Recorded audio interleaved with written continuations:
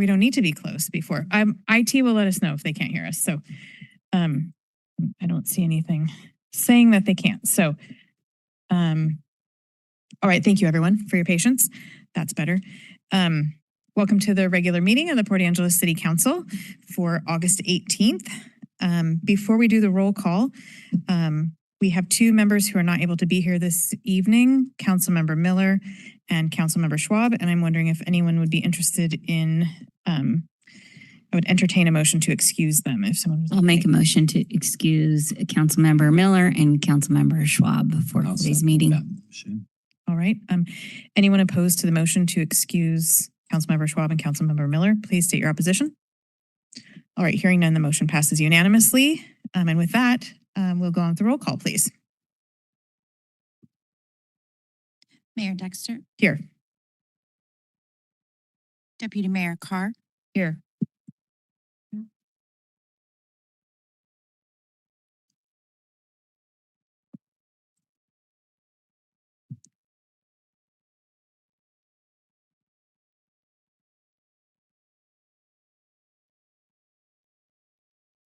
Testing. For those online, we're working on some staff microphones now. Testing. Test 1, 2, 3. Test 1, 2, 3. Can hear the tapping, but it's not picking up the voice. It's so weird. All right. Hold on one second. I was thinking if you raise your hand. Oh, it's only for the visual.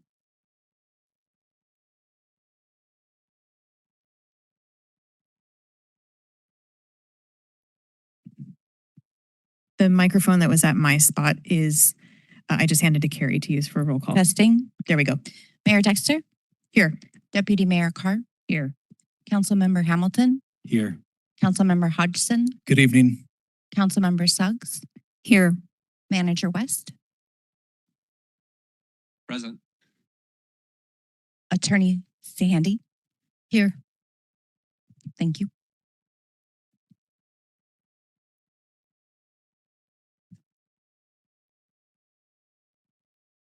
All right. If you can please stand as you are able for the Pledge of Allegiance. Flag is over here. I pledge allegiance to the flag of the United States of America and to the republic for which it stands, one nation, under God, indivisible, with liberty and justice for all. All right. We have a special proclamation this evening. It's not a proclamation, it's an award. So I'm glad that there are some folks here. We have a large audience in the back, many of whom are here because of this. And so I want to invite the chief up. He's going to take this role. I'm going to stay back here. But we have a life-saving award tonight for Tiffany Lozano. So we're going to hear a little bit more about why. Thank you. So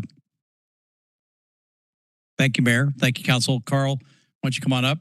And I'm really excited to have all these people here and to be able to talk about, celebrate the great work of PENCOM and our partners. And I'm gonna probably not say anything else because Carl's gonna take it from here. But really appreciate all of you being here. So, Deputy Director Carl Hatton. Thank you, Chief. We're here to recognize Tiffany Lozano with a life-saving medal for her actions on 6/28 of 2026. And I'll read from the certificate in a moment, but to help put the call into perspective, I want to note a couple of the following items. One, I want to thank the City of Port Angeles executive leadership and our elected officials for being the first in the state of Washington to recognize their public safety telecommunicators, our 911 dispatchers, as first responders, for their serious and thoughtful and deliberate response to our critical staffing shortage, which has resulted in our being fully staffed for the first time since 2020, and their support of our new joint public safety facility, which is finally breaking ground this week. Our representative, Vandaway from our district, championed statewide public safety telecommunicator certification and mandatory training, which was certified into law in 2022. And I bring those up because they all speak to professionalism and the importance of both recognition and training for our staff. We're currently working on providing a local college course in certification at Peninsula College, which will again be the first in the state. To put this particular CPR call in perspective, PenCom has taken about 100 CPR calls since the beginning of this year alone. So we do between 100 and 150 a year. PenCom does full reviews of every CPR call that we take to ensure our proficiency and that we at least meet industry standards on how we provide telephone CPR.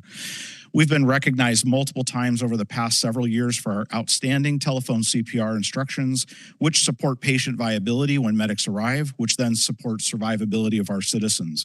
And I could not be more proud of our outstanding division and the work that my public safety telecommunicators do every day. The APCO NINA industry standard, which is our professional organization internationally, states that CPR needs to be recognized within the first 90 seconds of a 911 phone call. Operator answers the call. Within 90 seconds, we should recognize that CPR is required. And within 150 seconds, we should start compressions at minimum. Tiffany did both of these in this call in 8 seconds, which is like unheard of. Current research indicates that when someone suffers from sudden cardiac arrest, their chances of survival drop about 10% for every minute that CPR is delayed. That's about an average. In this particular instant, it took 11 minutes for the first law enforcement officer to arrive on scene and for him to take over CPR from the citizen reporting party. And you can do the math on survivability for that. It's negative 10%. It took about 16 minutes from the time of call for the medics to arrive and deliver their AED shock to the patient, and the math is even worse without our LEO co-response. And I want to acknowledge that we're part of a team between law enforcement, firefighters, medics, and we all respond together on these calls to ensure the best response for our citizens. In the room with us, we have members of the Fire District 2, which I appreciate, the Elwha officer that responded to the call. And I would like the Fire District 2 folks that responded to the call and the Elwha officer to come join me up on stage along with Tiffany.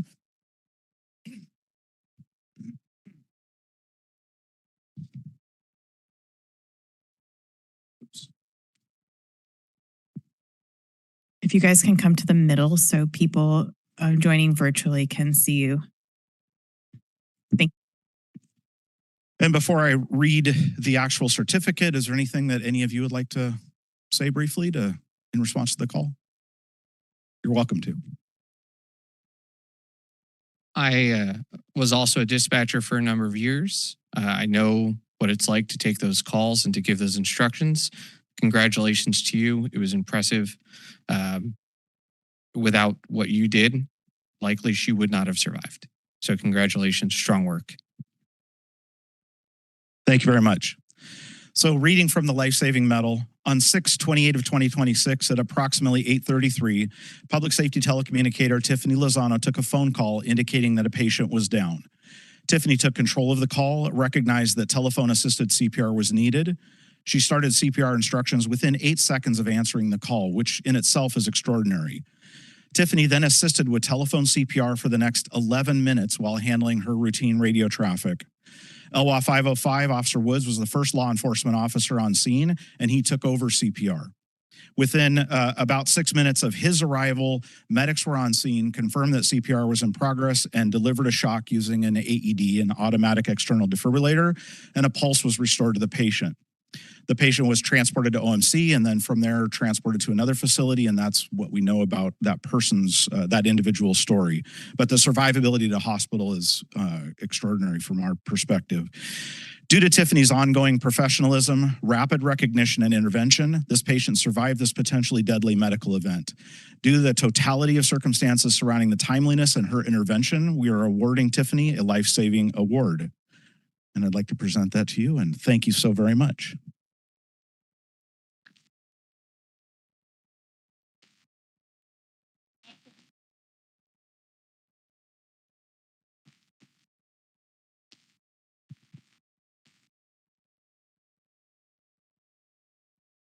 It is.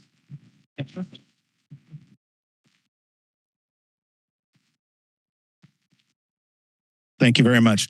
Did you want to say anything, Tiffany? I'm really appreciative. It's a team effort.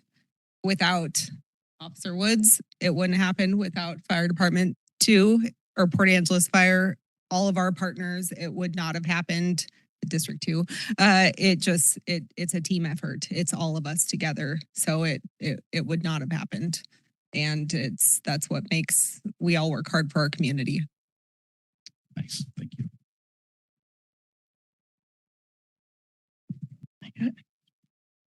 Thank you all very much.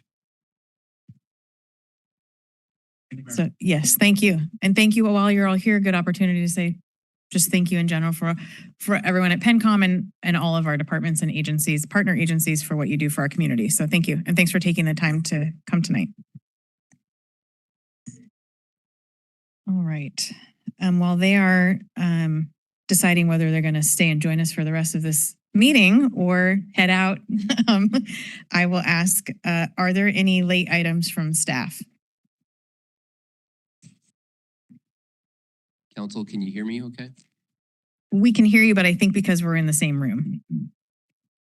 So council, I'm going to recommend that we take a break and work on the microphones to Sounds good. ensure that the system is adequately. Okay. Okay, so we'll take a 5-minute break to get the IT work, the microphones working so everyone can hear. We do notice this as a hybrid meeting, which means we have people joining us online, and without the microphones, the people online can't hear what's going on. So we want to honor that. So we'll take a 5-minute break and get that taken care of.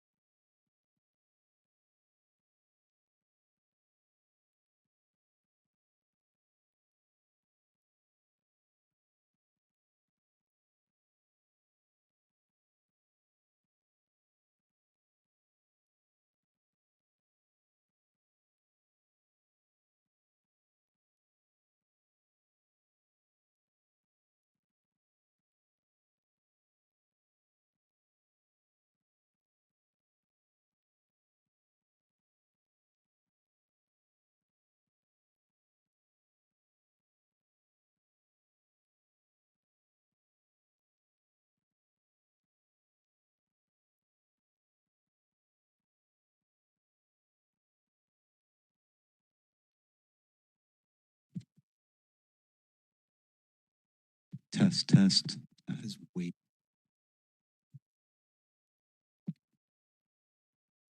Test.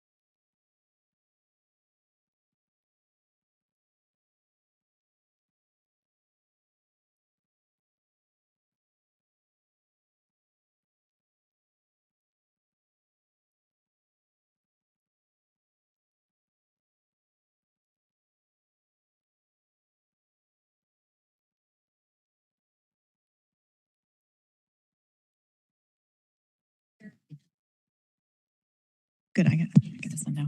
All right, thank you all. I assume we have a solution? So Mayor and Council, bear with us. We're Okay. going to be passing a microphone throughout the evening Okay. tonight until it's completely resolved. Excellent. Well, we'll get there eventually. I have all faith in that. So we are at the point where I was going to ask you, or did ask you, if there are any late items from staff. So Mayor, we have no late items from staff this evening. We are going to pull from the agenda item E5, and that stage 3 water shortage was in fact implemented yesterday in accordance with the council authorization at your last meeting. Right, so we do not need to reauthorize or anything like that. Okay, any late items from council? Yes, go ahead. I'd like to add or ask for approval to add to a future agenda for discussion and potentially maybe action is to discuss a moratorium on data centers in the city of Port Angeles limits. All right, is there any opposition from council to adding that to a future agenda, a discussion? Okay, I don't hear any, so we will note that for a future agenda. Thank you. Is there anything anyone would like to pull from the consent agenda? Mayor, I think we're moving to public. Oh yeah, sorry. Well, I just skipped right over that. Sorry. There's a whole big, like half my page. My apologies. Thank you. I just moved right ahead. I flipped my page over because I was like, late items done and moving on. All right, we're all human. So thank you. All right, we are then going to public comment period. As a reminder, first public comment period is items on tonight's agenda. So the only person I have signed up looks like it would be second public comment period. Is there anyone who wishes to speak? I see we have someone coming down now. And then also if you are joining us virtually and wish to speak, in the first public comment period, that is items on tonight's agenda. This would be the time to raise your virtual hand. We do council chambers first and then go online. And I don't see any hands right now, but Mr. Ralston, when you are ready. Is it working? 1, 2, 3. It does sound, I think so. Okay, great. Hi, John Ralston, City of Port Angeles resident. First item I want to talk about is in your consent agenda, item number 4. I wish you'd at some point put a monetary or a range of monetary costs to this item. For instance, very simple on the item above, which is 3, you're buying a pump for some 40 grand. Item 4, you're following a prior contract. So if you're following a prior contract, I wish it was at least in the full packet so one could do some analysis as to costs. H1, lodging tax. Of course, you know, I think the fees that the city charges for administration of lodging tax are excessive. So whatever is being proposed in this, I hope it streamlines your process so that city staff doesn't have to spend exorbitant timeframes in administering the program. And I hope you looked at that very carefully. Thank you. Thank you, John. Anyone else in council chambers for items on tonight's agenda? Okay, I don't see anyone coming up and I don't have any hands online. So we will move on now to the consent agenda. And sorry, before I do that, I will just remind everyone there is a second public comment period at the end of the meeting, and that is an open comment period for general items related to the city. All right, with that, we'll go to consent. And now, is there anything anyone would like to pull from the consent agenda? John? I'd like to pull item E4 from the consent agenda. Okay. We will move that to I4.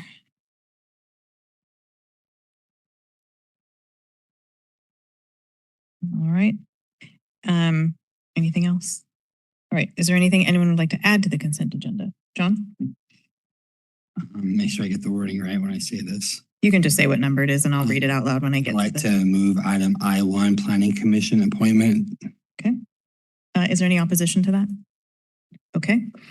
I'd also like to move J1, on-call tree removal and trimming services, SVC 2026-12. Any opposition to that? Okay. That's it. Okay. Anything else? Mark? I appreciate the help from Councilmember Hamilton. I was going to do my best impression of Councilmember Schwab. So let's see. I'd like to move J2, taser contract and replacement equipment. Any opposition to that? I don't want that one. Okay. J4, Any opposition to J4? Okay. and I1. I1's already in. Oh, It's already been moved. Yep. Oh, H1. H1. Any opposition to H1? Yeah. Yes. Okay. All right. So we have added I1, J1, and J4. So I will read the consent agenda. I'm sorry, I have my hands in front of my face. The sun is right in my eyes and it's too complicated to move. All right. The consent agenda is the minutes for July 21, 2026, expenditure report between July 11, 2026 and August 7, 2026 in the amount of $6,071,281.83. Wastewater treatment plant digester pump purchase MEC 2026-28. Planning Commission appointment. On-call tree removal and trimming services SVC 2026-12. And PSA 2026-36 State Route 117 Interchange Design Award. Any comments, questions, or a motion to approve? So moved. I'll second. All right. Anyone opposed to the motion to approve the consent agenda as read, please state your opposition. All right, hearing none, the motion passes unanimously. Thank you. All right, we have 2 public hearings, but we're not able to start those until after 6:30 and we have 6 minutes. So let's trying to think of what's going to be fastest. Well, I mean, we can start shortly thereafter, but Serena, how long is your budget amendment presentation? Is there one? Okay. Let's move to item G1. That's the next item on the agenda after the public hearings. We'll just move down as we can.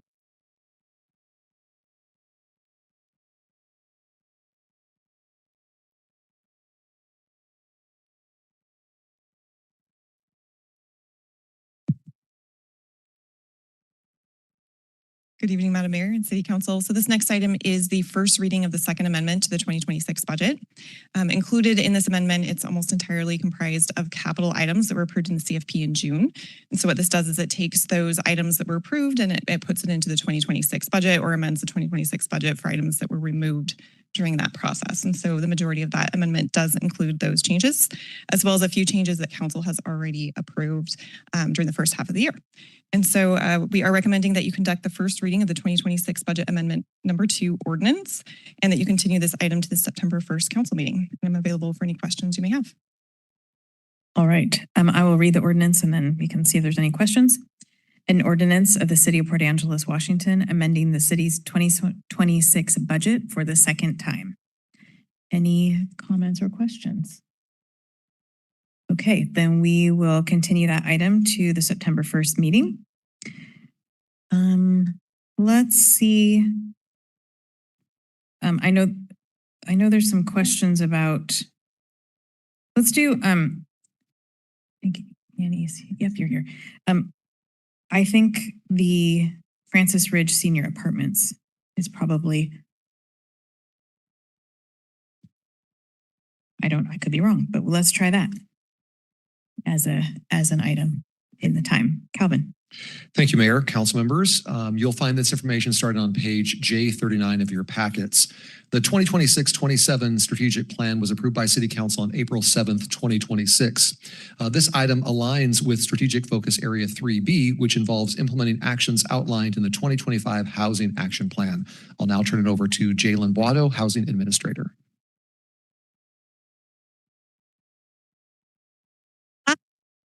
Peninsula Housing Peninsula Housing Authority has taken great steps to create additional affordable housing in our community with the City Council's continued support. In 2025, the City Council passed Ordinance 3758, which approved the Vision 2045 Comprehensive Plan, and Ordinance 3750, which approved the Housing Action Plan. Both documents call for the city to collaborate with Peninsula Housing Authority to increase the economic diversity of the housing supply.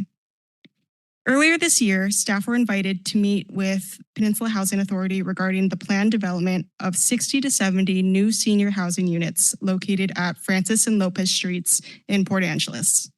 Peninsula Housing Authority requested city and county support for this new development. Additionally, in line with council direction and authorization to increase multifamily housing stock, staff have waived the building permit fees, which would have otherwise have been associated with this project, representing an estimated value of over $100,000. Staff recommends the following. 1, receive a presentation by the Peninsula Housing Authority. 2, authorize a $500,000 or 40% of the county's contributions from the city's House Bill 1590 Housing Sales Tax Fund. 3, authorize Mayor Dexter to sign a letter of support for Peninsula Housing Authority's grant applications. And 4, direct staff to prepare and execute the necessary agreements with Peninsula Housing Authority for the Francis Ridge Senior Apartments consistent with this motion. With that, I have the pleasure of introducing Annie O'Rourke, the Director of Acquisition and Development at Peninsula Housing Authority, to give a brief verbal presentation regarding the Francis Ridge Senior Apartments. Great, thank you, Jalen. Annie O'Rourke, I'm with the Peninsula Housing Authority, and I've come to introduce our next housing project here in the city and request sales and use tax funds to assist in this project. So Mount Angeles View is our 18-acre campus on Lordson Boulevard, bordered on the west side by Eunice, south side by Park and Peabody Creek on the east. We began developing public housing there in 1941 with multiple phases totaling 100 units by 1972. Understanding the need for housing and recognizing that this parcel was underdeveloped, we worked with the city and received an approved PRD in 2011, accommodating a total of 232 units in a full redevelopment of the acreage. We completed phase 1 in 2019 with Sea Ridge, replacing 33 units with 63 units. The Boys and Girls Club completed phase 2 in 2021 with the construction of their new clubhouse on land that the PHA owns right there at the boulevard. We're now ready to start phase 3, which will include, as Jalen mentioned, 60 to 70 units of senior housing. The full build out for Mount Angeles View will take several more phases to complete. It'll include more than just affordable housing. We will have a planned community learning center that will house several of our service providers and other community office opportunities. In addition, there'll be market rate housing flanking Park Street at the top or south of the development, and a couple mutual self-help building groups in the middle. Truly an income varied development. Francis Ridge, again, is that next phase in Mount Angeles View. This building will sit immediately south and east of the Boys and Girls Club, and I believe everybody got a little handout. I think on page 5, it's got the plat map of this area. So again, we'll be placing this building on lots 6-1 and 7-1. We are looking at housing those at or below 60% AMI. It is for seniors 62 and older and is being designed specifically for those future tenants in mind with a focus on aging in place. We have set aside for veterans and homeless units as well that will be assisted with project-based vouchers and Veteran Affairs Supportive Housing vouchers, VASH vouchers. We are solidifying design and anticipate a 3-story structure with on-site parking and amenity spaces both inside and outside. The goal is that it will blend into the campus, bringing forward existing features from Sea Ridge as we continue the development. Currently, we are completing initial due diligence items like survey, market study, appraisal, and conducting environmental investigations to fully understand the impact of this development. We have selected the design build method of construction, with the goal of keeping costs in line with the design process from the start. We've engaged LMC Construction and Inkbill Architecture and have begun earnestly on the schematic design phase. We met with them today. Jalen joined us to meet the team, then spent some time working on those preliminary design concepts. So from a funding standpoint, we are clearly in the initial stage of development and are working with a development consultant on this project because of its scope and its funding stack. This project will be funded primarily by low-income housing tax credit, so approximately half of the development will be funded by low-income housing tax credits. The Department of Commerce Housing Trust Fund will represent about a third of the cost of the project, with the county sales and use tax picking up about 10% of project costs. We hope to partner with Public Works in submitting a CHIPS grant, which is Connecting Housing to Infrastructure program through the Department of Commerce for $1 million as well. And as was mentioned, we received a fee waiver for all eligible permit fees for this project. Thank you, Shannon, for your help on that one. It's imperative to show local financial support for a project of this nature when making application to receive funding from the Department of Commerce and the Washington State Housing Finance Commission, which manages the low-income housing tax credit program here in the state of Washington. We do anticipate our funding efforts will take 2 years to complete and will most likely be approaching you next year for a similar request. So tonight I ask you to approve this motion to support Francis Ridge with a contribution of $500,000. Thank you. Thank you, Annie. All right. Are there any comments or questions from council and or a motion? John, go ahead. It works, right? I have 2 questions. So my first one is, if the city's contribution is $500,000 or 40% of the county, does that mean the county is committing to about $1.25 million for this project?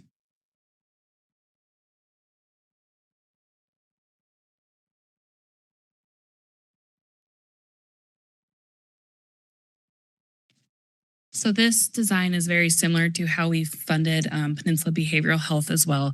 We don't yet know what the county is going to contribute, or I don't at least. And so it's set up where it's flexible depending on that, so that we've committed up to 40% of the sales and use tax funds to be used towards this development, or at a minimum $500,000. So it could be more than that. Correct. Okay. And then my second question has to do with if the housing trust fund or another financial source isn't secure for this project, what happens to our $500,000 commitment, and are those funds protected until the larger financial package is in place? So you're asking if the development doesn't occur, essentially? I'm asking if the trust fund, which is part of what this is for, is to show that financial backing from the local.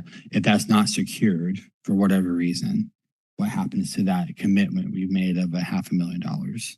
So depending on what the Peninsula Housing Authority wants to use the $500,000 for, which I believe is design at this point in time, that would go towards the design depending on when they do the work for design.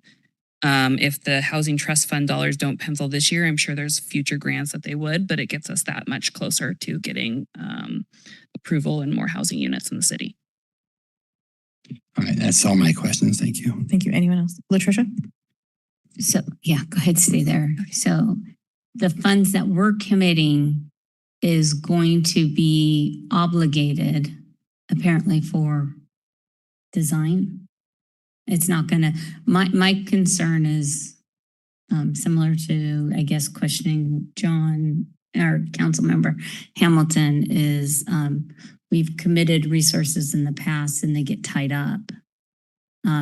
And a project can take a couple of years before those funds become committed and obligated, whereas maybe another entity may come seeking resources and we could have committed those funds to an entity that was ready to go. So I guess I'm my concern. I love the project. I am fully support this project. I'm just thinking about timing, and if there can be like a contingency or some type of kind of sense it that if the funding doesn't happen, that we're able to free up those resources to utilize it on possibly another project that is moving forward. That's my question and my thoughts that I'm thinking about. Thank you, council member.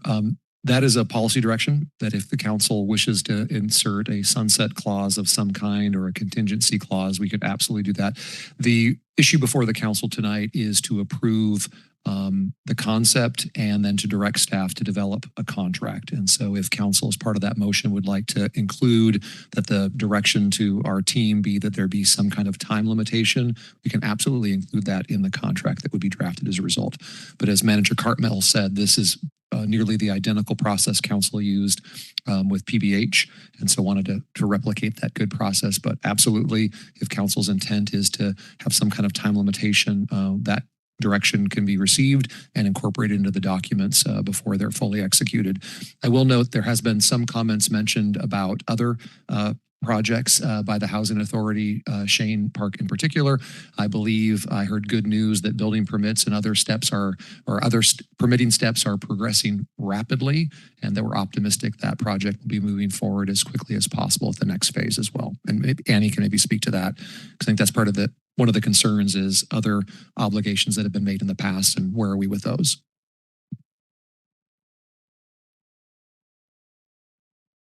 So Shane Place is a little bit different project. So the Housing Authority's monies are all bucketed. We can only use certain funding sources for certain projects.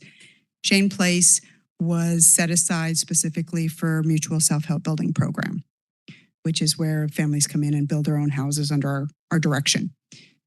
The challenge that we're having right now is with USDA, which is what provides the funds for the families to build the homes, as well as to the grantees like the Housing Authority to manage the program.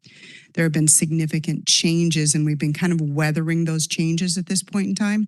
I did meet with the city here, gosh, a couple months ago maybe, to sit down and talk about the forward movement on Shane Place.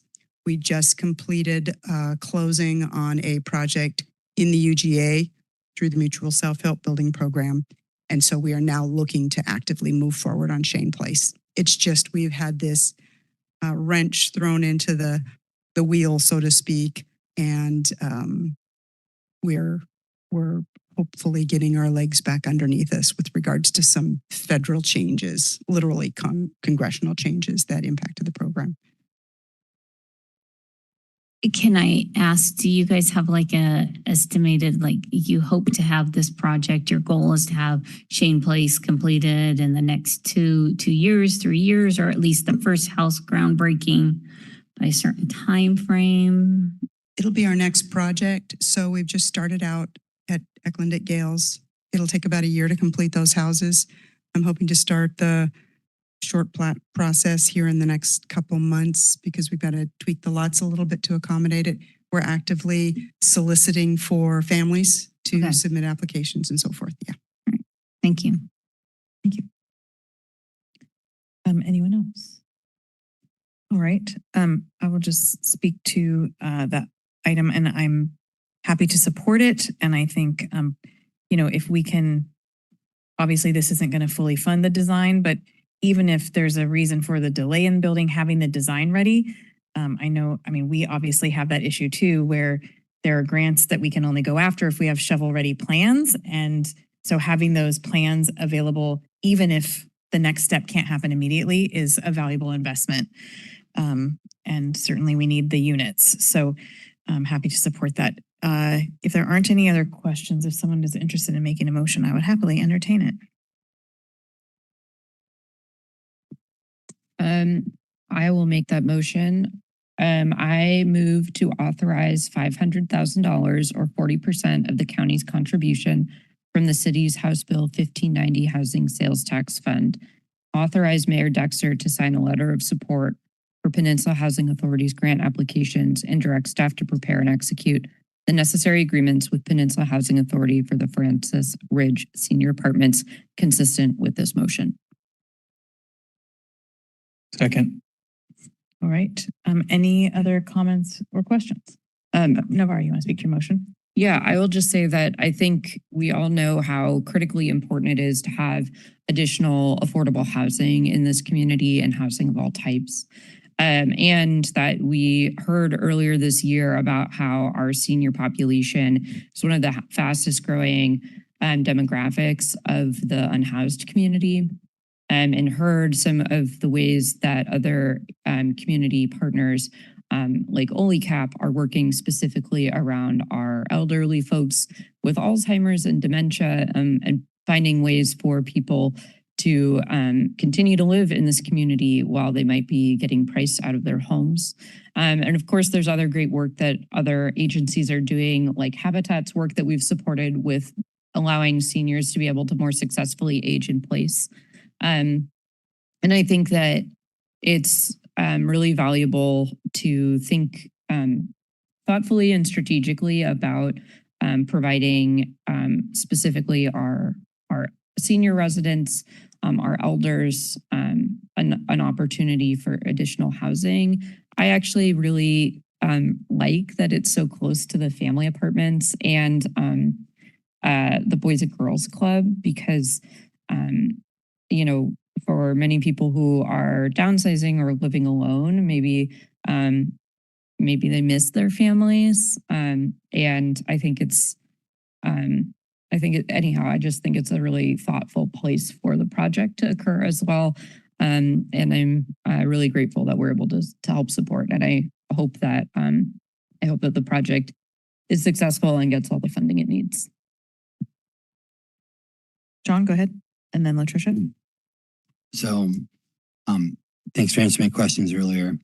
So, I feel like this project, assuming the protections and the money is there and the grants are gone, are gathered and done, I feel like this is a very strong use of housing funds we've dedicated to leverage housing investment that we want to meet the goals of our housing action plan and our comprehensive plan. Large affordable housing investments are really important to meeting the needs of our community that we have projected. So I am happy to support this. Thank you, John. Latricia? Yeah, I'm happy to support it without the contingency of timelines at this time. But I think in the future, I think we need to, housing in Port Angeles, and we partner with Peninsula Housing Authority very well. Our staff work with you very well. And I appreciate all that has been done. And growing up in the community, I've had friends that lived in the original housing complex and those houses at the time, and spending the night in some of those houses overnights with my friends and stuff. And so, but I think it's urgent too that as Peninsula Housing Authority moves forward and staff, as we work with them, we do everything to fast track and move these projects along. And because time is of the essence to get people into housing and to build these. And we often see that we hear comments that, oh, at the end of the year, you've only built so many stick houses and you're not meeting the needs of our citizens. And I know it's frustrating working with grants and the limitations and the handcuffs that are placed on agencies from grant, from state and federal agencies. But I think time is of the essence. And I would like us to also, as we move down the future, again, have that strong message with our partners that time is of the essence to construct these, and we can't just sit on funds for 2, 3, 4 years and not do anything with them. So that's my message tonight. But my other message is I really appreciate you being here and everything that Peninsula Housing Authority has done for over 50 plus years in our community and how you have grown. I've seen it and I've witnessed it. So my hands up to you guys and hands up to staff, and also the $100,000 commitment for waiving the fees. I'm really glad that we have that program set up to be able to do that. Thank you. Thank you, Latricia. Anyone else?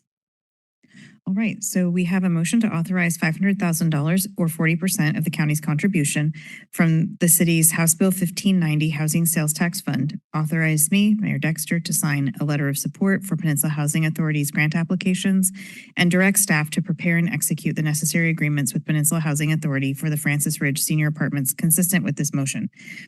Anyone opposed to the motion, please state your opposition. All right, hearing none, the motion passes unanimously. Thank you. All right, thank you very much. I'm glad I scooched that up so you can head out if you want. I forgot that you were going to make, honestly forgot you were going to make a presentation and was like, oh, maybe I shouldn't have chosen that one. But we made pretty good time. So thank you very much. And thank you, staff, for helping answer some questions as well. All right, let's move on to, move back rather to the F section, public hearings, and we will start with the 2026 Electrical Utility Power Resource Plan. And I'm going to turn that over to Director Curtin to kick us off. Thank you, Madam Mayor. Good evening, Council. We are on page F1 of the packet. I have Greg King, our Power Resource Manager, here this evening, and we have a brief presentation to recap where we are today. All right. Good evening. I'm Greg King. I'm the Power Resource Manager. And tonight I'm going to talk a little bit about our 2026 Power Resource Plan. The Power Resource Plan, we've been doing this on a biannual or every 2-year period ever since 2008. So this is old hat for pretty much anyone that's been through this. And really, the Power Resource Plan is quite simple. What the Department of Commerce is asking us to do is to tell them what our current load is. They're going to ask us what our 5-year and our 10-year forecast is. And then it's going to ask us how are we going to provide power for that projected load. So pretty straightforward. Spoiler alert, we're going to be able to provide it by our contract with the Bonneville Power Administration. But I got a few slides to go ahead and go through. So on the background, again, state law requires that we do a biannual resource plan, that the city must complete has completed the resource plan since 2008 with the last one in 2024. A quick note here that the Bonneville Power Administration, their current power purchase contract ends in 2028. And in December, the City Council had approved the, going ahead and continuing to be a load following customer or BPA into the new contract that ends in 2024 or 44. Sorry. Next slide. Let's see. The 2026 plan must describe the current power loads. It must estimate the 5 and 10-year loads. This must be approved by the City Council in a public hearing. And this must be, and this is important, must be submitted to the Department of Commerce by September 1st of 2026. Next slide. The last desired outcome here is that the future resources are adequate in meeting the projected loads. And I think we'll see that they are. Next slide. So we'll take a quick gander here at our current load and our projections. Next slide. Our load here in the city is divided between two, I guess you kind of call it lines. One is our industrial transmission, which is the mill site. And then everybody else in the city is the remainder of the load here in the city. Next slide. This is a quick graph on how our load looks. Currently, the majority, no surprise, is our residential. We have a large chunk in our commercial, which is shown in the general service and GS demand. We do have a smattering of other loads here, water pumping, street lighting, etc. And then we have our IT or industrial transmission, which due to the mill curtailment is currently sitting under 5%. Next slide. This is the same graph, only excluding the industrial transmission. It used to be more dramatic when we had a larger load there, but it's not that different with our curtailment. Again, residential is the majority, commercial makes up somewhere around 20%, with the remainder showing with us with our smattering of our other loads here in the city. Next slide. In this one, what I'm showing is basically how we're going to be providing the power for this. So we have our largest amount is the BPA, the tier 1 load is going to be doing the heavy lifting for us. We do have a bunch of energy conservation. That's our non-line solution, and that is due to our conservation program, again funded by the Bonneville Power Administration. We do have our curtailed industrial transmission still sitting there as a load, and we have a very, very small amount of power that we wheel through the PUD's territory to service some of our edge of our city customers. Next slide. So then we'll take a look at future loads and resources. Next slide. So with this, what we're going to do here is going to remain, as I've said, we're going to remain as a BPA customer up through 2044. In my forecast, I am estimating that the mill remains curtailed. The city loads are going to remain relatively flat. I think my last check, our growth rate is somewhere right around 1%. With the new BPA contract that's starting in 2028 and going to 2044, we're going to have our tier 1 contract high water mark at 47.039 average megawatts. Still a pretty good tier 1 amount. And that any future tier 2 loads are going to be serviced by BPA after 2028. Next slide. I just wanted to take a quick moment and talk about why the City Council and staff recommendation that we remain a Bonneville Power load following customer. And the main thing is this: Bonneville probably has some of the lowest carbon, most cost effective, and most you can count on the power being there that's being provided here in the Pacific Northwest.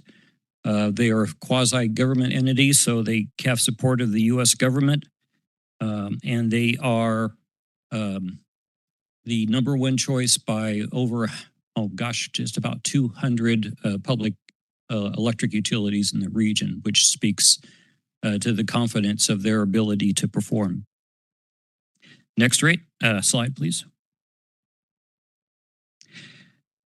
So I talked a little bit about the forecast. Again, the mill site's going to continue to be showing in my forecast as curtailed. Any cogeneration that does get produced is going to be sold to a third party outside of the city limits. For the distribution, the cumulative conservation efforts are continuing to make a difference, with the city forecast remaining under the tier 2 mark, where we'd have to go to a more expensive power source to be able to service any tier 2 load. Next slide. And this is the forecast. You can see how in the past we've had the mill come back from a previous curtailment, spiking out there somewhere around 24, and then the curtailment happening here going into 25 and continuing through 26, and the continued curtailment affecting our load going into the future. I did do a line here on 20 where my estimate of the forecast starts, and you can see that I have the tier 2. I think we're either ahead of you or there's a slide missing. I'm sorry. Carrie, could you forward that, please? I think it's Oh, I'm sorry. Backwards, please. I think it's that one with the bright red line where it says tier 2. Is that where you are? That's where I'm at. Yeah, back one more. There we go. Thank you. That's where I was. Like you're talking about graphs and we're on words. So Well, I'm glad. thank you. I'm glad you told me, since I'm sitting here staring down at my notes. So I appreciate that. Thank you very much. But as I said, we can see that we continue to be forecasted to be under our tier 2 going here into the future with our slow, steady green line, which is our conservation, very slowly but steadily rising on the bottom part there. Okay, so now we get to go forward to where we were, the future considerations. And that goes back to our strengths, weaknesses, opportunities, and threats. Strengths, of course, our conservation program, I feel is a great strength for the city. We do a lot of good stuff for helping people install conservation, energy conservation measures.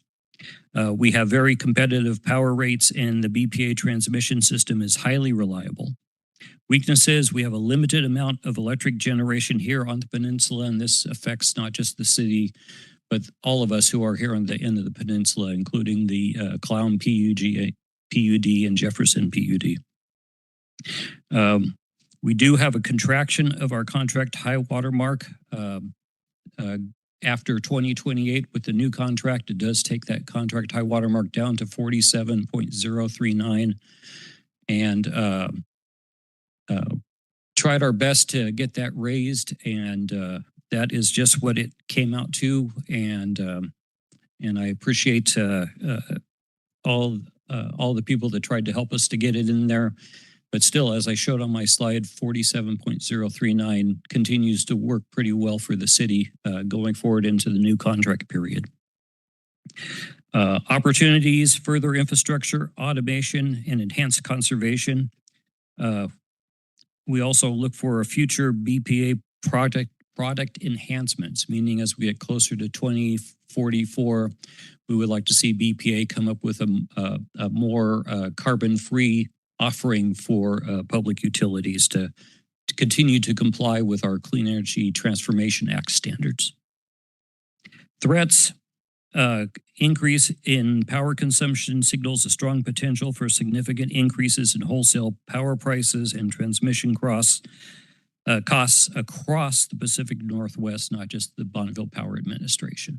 And that's referring to the fact that generation here on the West Coast in general tends to be not being built up rapidly enough to compete with demands, especially with the data-hungry data centers.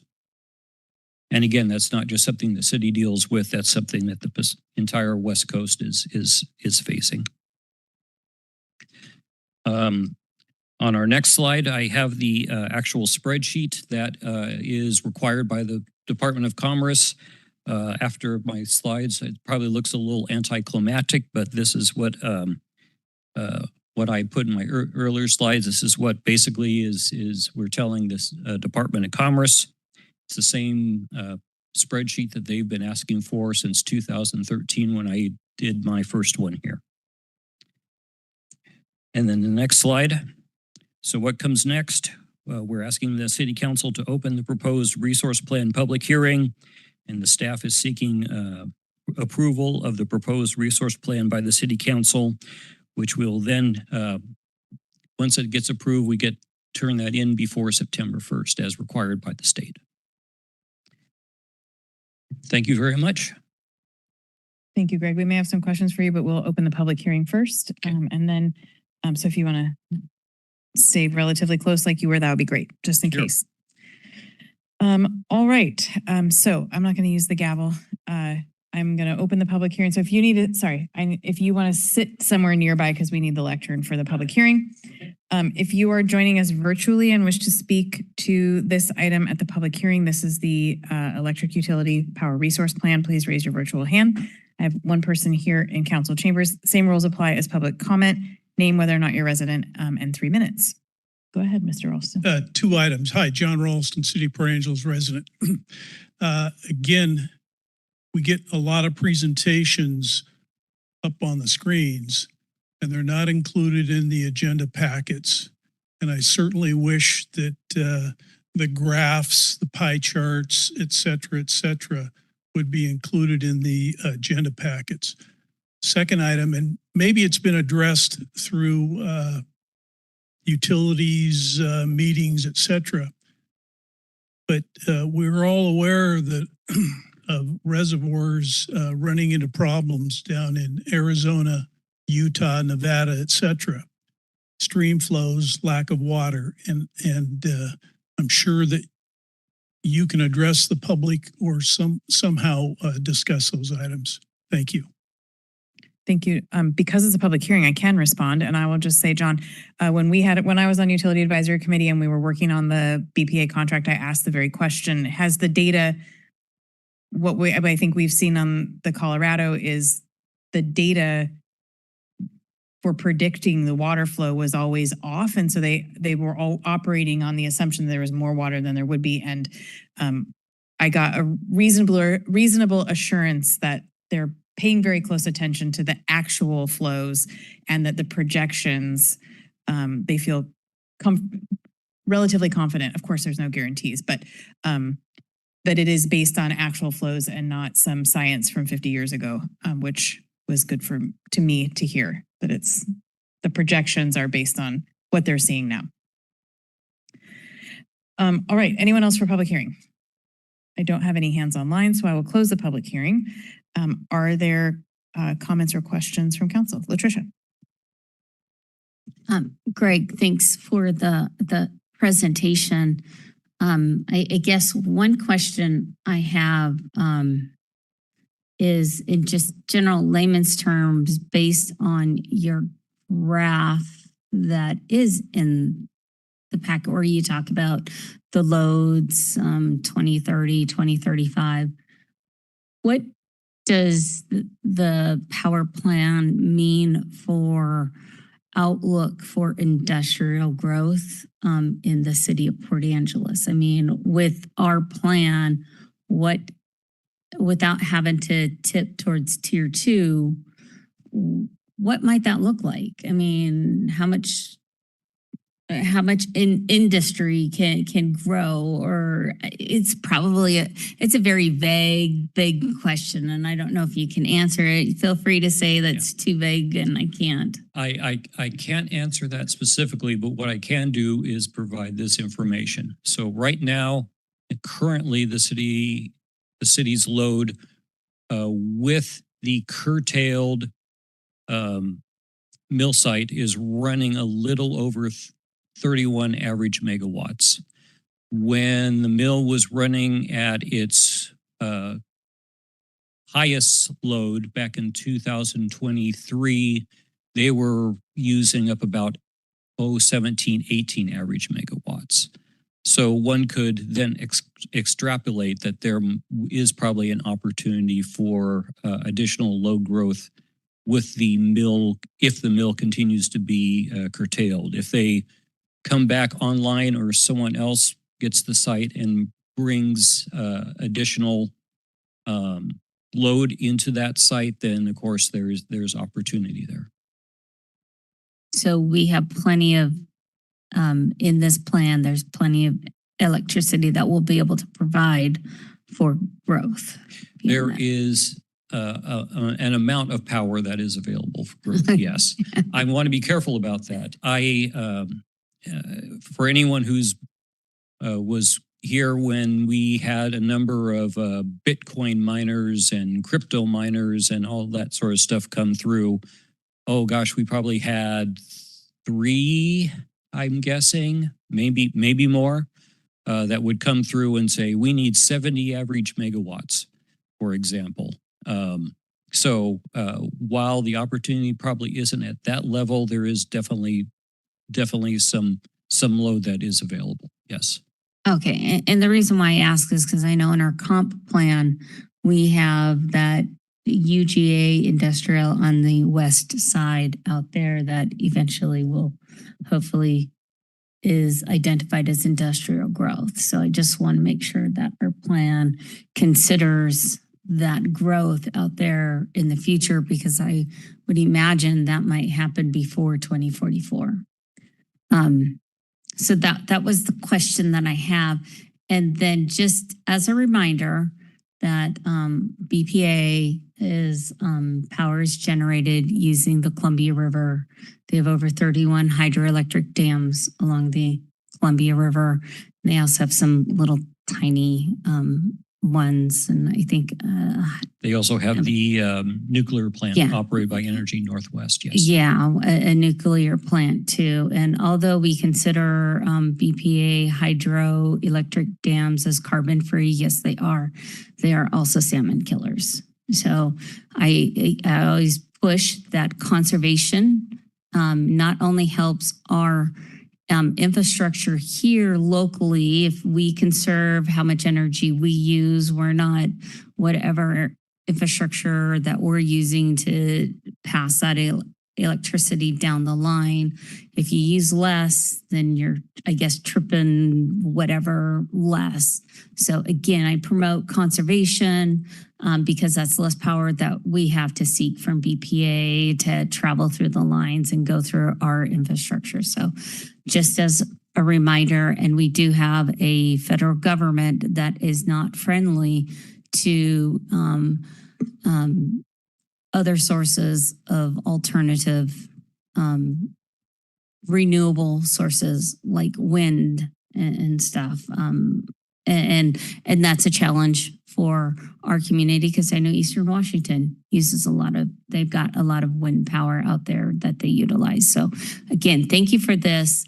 It's just an opportunity to educate and remind our citizens that conservation is vital in our community, regardless of there being a water shortage or not. We should just be good stewards of our land. Thank you. Thank you. If I could, I just for general information going forward with this. So as you mentioned, our existing load is approximately 31 megawatts. And he alluded to the adjustment of our high water mark at 47.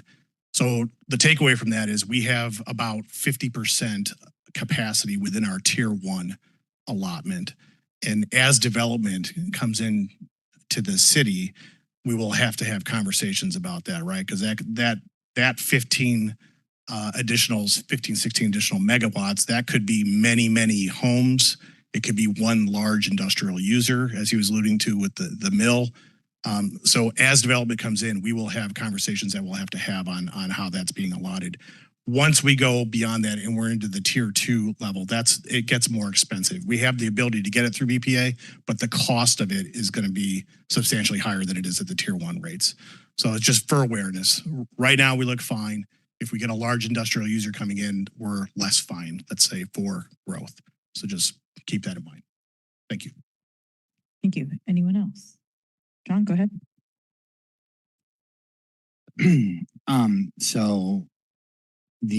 So when this came through UAC, I was supportive of it. I continue to be, but my concern still is that one large industrial user, high resource dependent, whatever. So I want to be very cognizant of a plan that protects ratepayers and the rates we're already doing. So if we're going over, I hope the conversation is more about, okay, that one large industrial user needs to take the brunt of the tier 2 payment. And that's just kind of thought process. But the plan as it is, I mean, based on our forecast, I think is a good plan that commits to keeping those impacts on ratepayers minimal, which is really important to me. We don't want plans that will unexpectedly raise rates. So I think it's a very thoughtful, thought out plan. Second time I've seen the presentation. So thanks, Greg, for your insights. The one thing I would ask is in the future, I think we could do a little bit more with how the report is shown to the public instead of just a spreadsheet, a little bit more detailed accounting so that people can really dig into the numbers themselves. That's kind of what I would hope. So in 2 years, when we're going through this again, it would be nice to see more than just a spreadsheet because the presentation isn't attached to the document. It'd be nice to get a little bit more information, data, so community members can connect the dots a little bit better so that we're being transparent about what this plan is and where they came from. So, but overall, I think it's for the 2-year plan, I think it's going to do its job, minimize impacts on ratepayers, and I will support it. Thank you, John. Anyone else? All right, would someone like to make a motion? It's on page F1.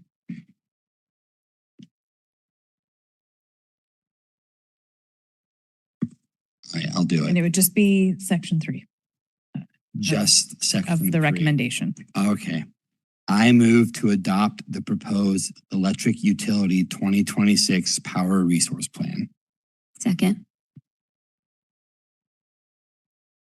All right, any further discussion? All right, thank you, Greg, for your presentation. And I don't have anything else to add. So all those in favor, no, I'm going to go the other way. Anyone opposed to the motion to adopt the proposed electric utility 2026 power resource plan, please state your opposition. Hearing none, the motion passes unanimously. Thank you. Thank you, Greg. Thank you, Scott. Sorry. All right, that brings us to our second public hearing, which is about municipal code amendments, and I'm going to turn it over to Calvin. Thank you, Mayor and members of the council. You'll find this information starting on page F4 of your packets.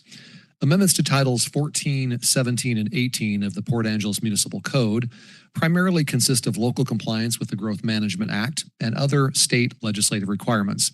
These also support strategic focus area number 3, housing, and goals A and B, as well as measure 1.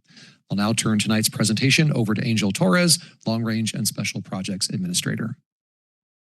Good evening, Mayor and Council. My name is Angel Torres, Long Range Special Projects Administrator here with the city's Community Economic Development Department. And tonight I'm presenting municipal code updates or amendments 260180. MCA 260180 is associated with the Growth Management Act legislative requirements and related comprehensive plan updates to the city's development standards. A smaller group of changes respond to comments received during the Planning Commission public hearing. I'll separate those 3 as we move through the presentation. Tonight's presentation will be about 10 minutes, so I ask that you please hold your questions until the end, as they may be answered in a later slide. MCA 26-0180 is a citywide non-project update to the city's development code, affecting titles 14, 17, and 18. It does not approve a specific project or a rezoned property. The package updates definitions, allowed uses, dimensional standards, and permit procedures. For each group, I'll identify what state law requires, what the city added to address the Vision 2045 comprehensive plan, and what changed through the commission and public review. The major changes cover transitional and permanent supportive housing, affordable housing on qualifying religious organization property, childcare, parking, existing building conversions and retrofits, solar and passive house accommodations, essential public facilities, and project permit timelines. The final council package also creates Chapter 17.09, which establishes the Type 3 conditional use process, review criteria, and timelines for setting essential public facilities. These laws affect different parts of the code, but the purpose is the same. The city's development standards need to match the requirements now in effect. The complete list of legislation and associated code sections is included in the council memo and ordinance.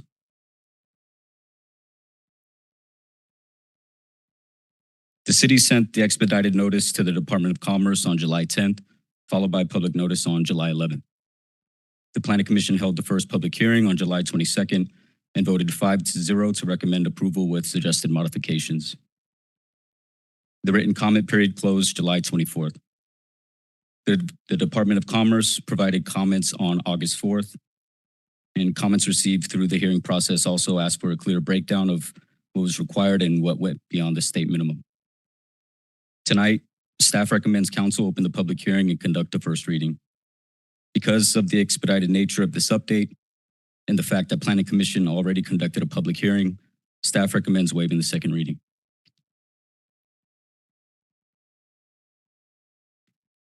Chapter 14.40 regulates off-street parking standards and allowances.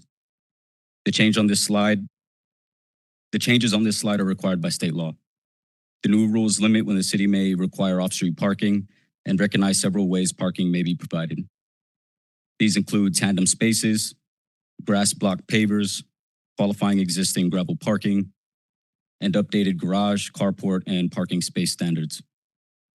For qualifying housing and construction types, parking requirements can no longer create an additional barrier that state law has directed cities to remove.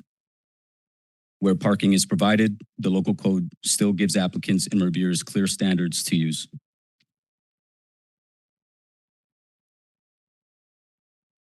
Title 17 adds definitions needed for consistency with state law and gives applicants and staff the same terms to use during permitting. One of those definitions is the 50% density increase. This provision applies when housing units are added entirely within a qualifying existing building located in a zone that permits multifamily housing.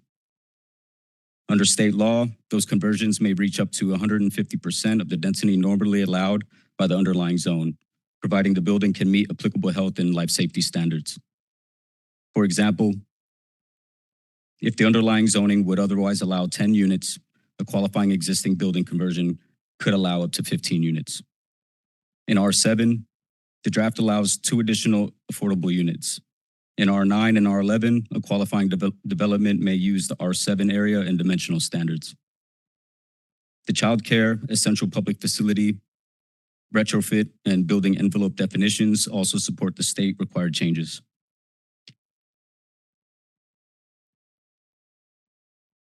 The proposal to allow single-family residential development in more zones stems from the comprehensive plan process and public comments supporting greater housing flexibility. Maximum lot sizes are proposed by zone to provide this flexibility while preserving land for future higher density housing. In response to questions and public comment during the Planning Commission process, the proposal has been clarified to ensure the new maximum lot size standards apply only to new development after adoption. Existing lots, homes, and vested plan residential developments will not be affected. Existing homes may continue to be upgraded, remodeled, or rebuilt if damaged or destroyed. In commercial zones, the maximum lot size standards will similarly apply only to new single household development.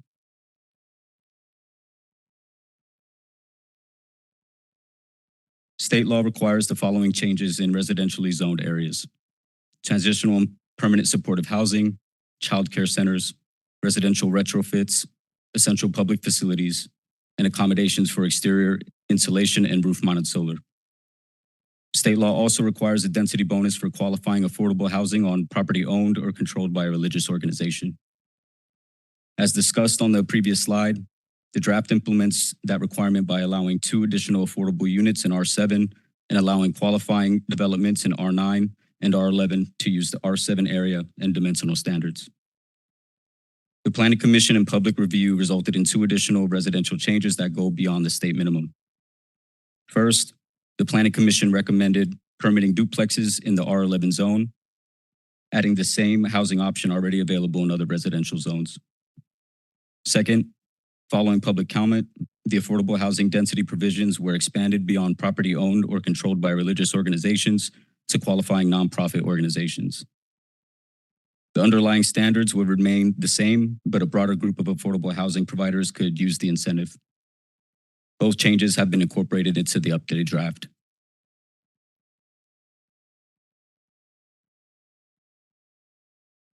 In accordance with RCW 35A.21.440, a new chapter 17.16 establishes how dwelling units may be added within qualifying existing buildings. The units remain within the existing building envelope, allowing underused space to become housing without requiring the building to expand. Commercial zone retrofit and design provisions are also required by state law, while existing ground floor commercial requirements remain in place. State law also requires the allowance of child care centers in all residential and commercial zones. The Planning Commission recommended that child care should be allowed as conditional use in industrial zones when associated with a primary use on site. That change is reflected in the draft before you this evening.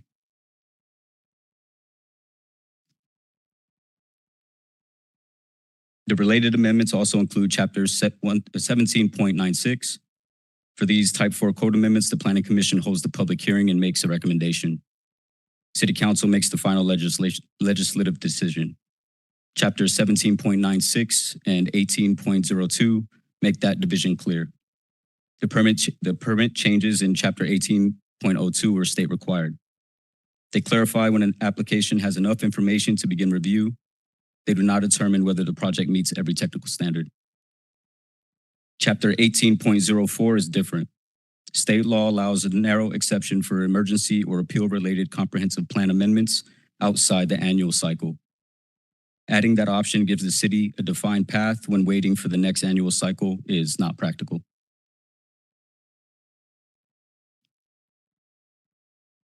The findings in staff analysis are organized around the comprehensive plan, housing action plan, climate resiliency plan, and environmental review.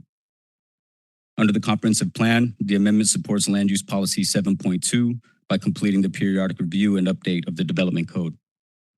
It supports housing policy 3.7 by updating standards that contribute to housing quality, and land use policy 7.5 by supporting a fair and predictable permit review process. Under the Housing Action Plan, the amendment supports Task 4 by expanding transitional and supportive housing options.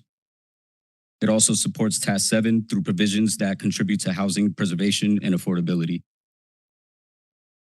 Under the Climate Resiliency Plan, the amendment supports community resilience by addressing housing needs across different community demographics. It also supports efficient housing by allowing existing buildings to be reused and by accommodating energy-related improvements. Finally, the proposal is exempt from SEPA review under RCW 43.21C.450 subsection 1. In summary, the amendment includes 3 categories of changes. The first group is required by state law. The second group involves local implementation choices. The third group reflects changes identified through the Planning Commission and public review. Comments received through the hearing process also resulted in clear dimensional table footnotes, a 30-foot height limit in R11, confirmation that the maximum lot size provisions do not apply to existing planned residential developments, and a clear breakdown of state-required and locally implemented changes. Tonight, staff recommends that Council 1, open the public hearing, 2, close the public hearing, 3, conduct the first reading, 4, waive the second reading, and 5, adopt the ordinance. Thank you. Thank you. All right, I will go ahead and open the public hearing. Again, I'm not going to use my gavel. If you are joining us virtually and wish to speak to the changes proposed tonight to the municipal code, please raise your virtual hand. I see one person in council chambers. If anyone else wishes to speak to this item, now is the time. And again, same rules apply.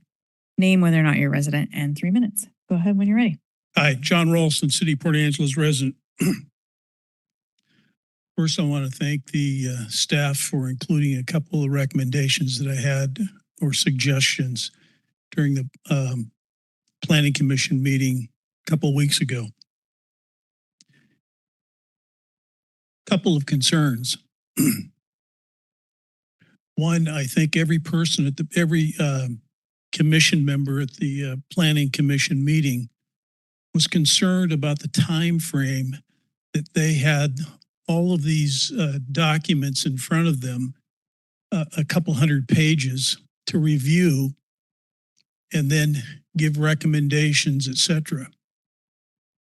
All dictated by somebody in Olympia with a September 1st, I think, deadline. At some point, you need to ask Olympia, do we always have to follow the rules? Can we have a little bit more elbow room? And I think it's worth the conversation. So I'm not sure that the Planning Commission members were happy about the amount of data to absorb and make recommendations. So it comes about to tonight's. This information was made available on Friday,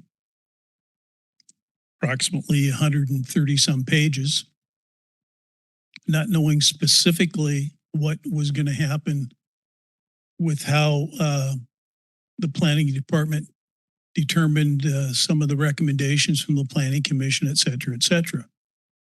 I'm in favor of everything that they've proposed. I want to be clear about that. I'm concerned about timeframes and the amount of data and how quickly you're being put, or you believe you're under the gun to make these to approve these documents. So those are my main comments. Thank you. Thank you. Anyone else wish to speak to this item? Okay, we have someone else in council chambers. I don't have any hands online at this time. Go ahead when you're ready. Good evening, Nemo Callaway, the Port Angeles resident. I'd just like to say that I really am a fan of all of these changes to our housing code, and that I'm really proud of our legislators in Washington who got these passed. And I'm really excited to see what the city can do with these and how we can help grow our local housing supply with them. So I'm excited to see this happening. Thank you. Thank you. Anyone else? All right, I will go ahead and read the ordinance, and bear with me, there's lots of points in this, literal and figurative. An ordinance of the City of Port Angeles, Washington, adopting chapters 17.09 and 17.16 of the Port Angeles Municipal Code, amending portions of chapters 14.40, 17.08, 17.10, 17.11, 17.12, 17.14, 17.15, 17.20, 17.21, 17.22, 17.32, 17.34, 17.96, 18.02, and 18.04, implementing the requirements of RCW 37.70A.130 for development regulations to complete compliance with the 2025 periodic update of the Vision 2045 Comprehensive Plan and associated Washington State legislative actions, and designating the Planning Commission as the public hearing authority for all land use applications and planning processes in compliance with RCW 35A.63.070, adopting findings, providing for severability, and establishing an effective date. All right, are there questions, comments from council? All right, we'll go Latricia, then John. I have a silly question for staff. I remember when we were going through the comp plan, one of the things that we were moving away from was using the terms like R1, R7, or R11, R7, R9. I thought it was like low density or medium high density, but I see that those are like the R11 and R7 are still kind of tucked in here in the see, chapter 17.5, you use residential high density. But then as I scroll, let me see, down, I thought I saw that they were referencing the term R7 and then what it was. So what are we doing? Are we staying with R7, R11, R9, or are we trying to transition? Yes. Yeah. What is it, Calvin? Ben will help me here, but Councilmember, Council, as you may recall, has stated its preference to go to a form-based code. That is still our goal, and we're working with a large, complex set of development regulations as we move towards that. Council will also recall that as part of the Planning Commission's 2-year plan, which Council reviewed some odd months ago, we have a series of steps that we'll be taking, and Ben can probably describe those better than I can as far as how this piece tonight fits into that larger plan and where we are going with that goal to have a more form-based approach to our zoning code. Sure, yeah. So we, to implement the comprehensive plan and our development codes, we had a 4-phase plan, and this came up and we're calling this phase 1.5. So we've already passed the, a lot of the certificate of occupancy work and those sorts of things earlier this year. Phase 2 is our critical areas ordinance. Phase 1.5 is basically making sure we're checking the boxes that the state legislature requires. And we also felt there was a couple of comprehensive plan items we could kind of get into this code because the book was already open. But when it comes to reevaluating the entire zoning code and the zones we have, that's going to be in phase 3. Okay, so we'll see new code changes with that being struck out in the future. Potentially, yeah. The planning commission is going to review it. There's going to be ample time for phase 3. We've already budgeted it all in. Okay. And all right. hopefully you all will have enough time to go through it as well with All the right. work session and those sorts of things. All right. Thank you. Thank you, Latricia. John? Thank you. At first, I want to echo what Mr. Ralston said. I agree that a lot of data and more time would be nice on these kinds of things. As such, I spent a lot of time reading this and going through it and familiarizing myself with land use and building codes. I think this does a good job bringing the code up to state requirements. I'm particularly supportive of the unnecessary parking barriers being removed from development. Any roadblocks creating more costs to build housing is something in my case we should look to mitigate. The retrofits are great. The 50% increase without increasing the building size, I like that a lot.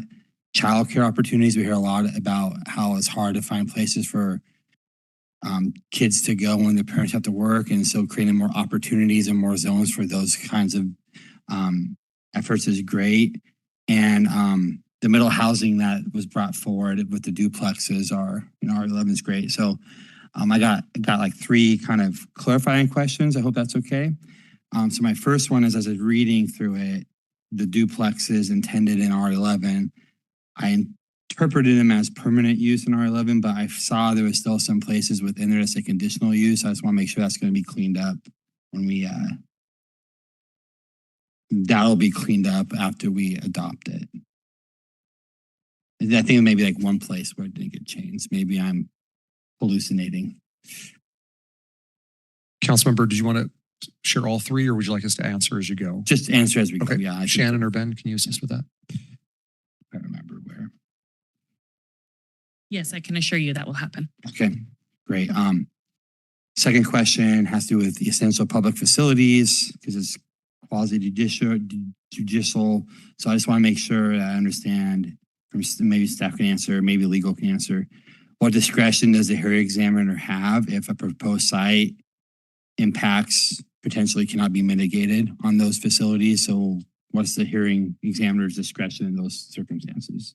So state law does require that we can't put an undue burden on the essential public facilities. So if we can mitigate any sort of issues, we are going to have to try per state law.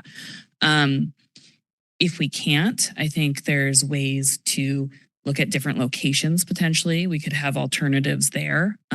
It's just a citing process. But yes, if there's something that cannot be mitigated and we are compliant with state code and we've done our burden of proof to show that there's no way to mitigate it, they can potentially deny it based on public comment and staff recommendation. Okay, that's great to hear. I don't want to put an undue burden, disproportionate cost on our residents because of those things. And my third question is, our comprehensive plan is a little bit more broad in terms of parking minimum. So I just want to confirm that those will be, or scheduled to be looked at and intended in a future phase of this comprehensive plan rewrite. That is correct. That is going to be under phase 3, the broader look at everything. For parking right now, we focus on the state minimum requirements because we know parking can be a very big topic. And we wanted to make sure that we had ample time to talk through all of the items. Okay, good, because that to me, I'm glad we're pushing the needle towards meeting our goals. Thank you so much. So just one other point, then I'll stop talking. I just want to emphasize that housing growth and zoning capacity and infrastructure capacity are not the same thing. And that as we do this, that we need to also make sure we have adequate water, sewer, electric, wastewater, emergency service capacity at these sites. So I hope that's a working in tandem thing as we're developing our zones and thinking about utility and infrastructure needs to support that growth in housing. I see them as complementary. One can't work without the other. So that's kind of my thought. I just want to throw that out in the atmosphere. But based on everything I've read, I'm super happy and I intend to support the ordinance. Thank you, John. Anyone else have comments or questions? All right. I appreciate your questions and appreciate learning by way of a question a little bit more about the phased approach and where we are in all of that, because I think that's helpful for us to know as people ask us questions, then we don't have to always refer them to staff for those sorts of. Now, for clarification of what's in the phases, probably at this point still yes, but also great to have the Planning Commission be able to engage at such a high level, at such a detailed level, as not to be confused with the 30,000 foot, but like really getting into the work of it. I think that's a great use of the skills that we have on that board, and now we have a new member to help with that. So, all right. Are there any other comments or questions? If not, I would certainly entertain a motion that would just need to be 4 and 5 of the staff recommendation if someone wants to use that as their model.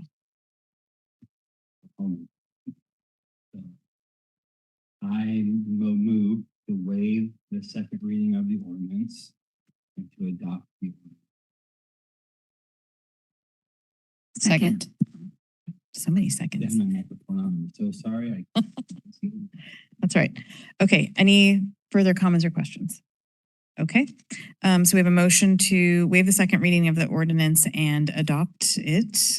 Well, I'm going to say that and adopt the ordinance. Anyone opposed to the motion, please state your opposition. All right. Hearing none, the motion passes unanimously. Thank you very much. Thank you, Planning Commission. Anyone who's here? I don't see anyone. We will then be able to meet our September 1st deadline. Excellent. And we'll talk to the state about giving us more time next time. All right, let's take a break and we will come back and pick up with item H1, lodging tax. Sweet.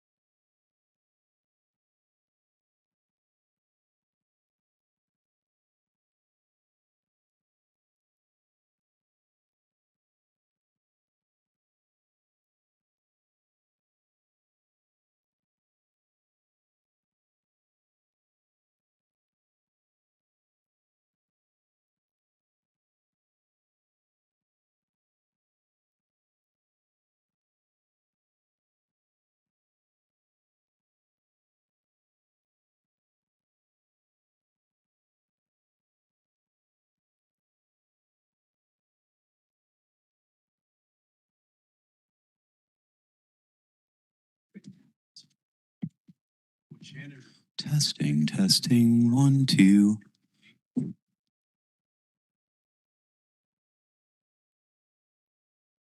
Check.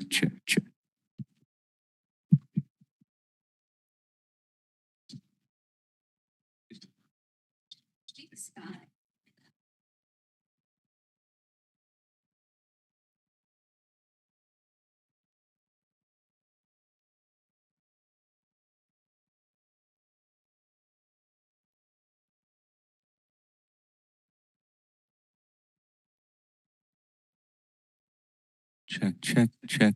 1, 2.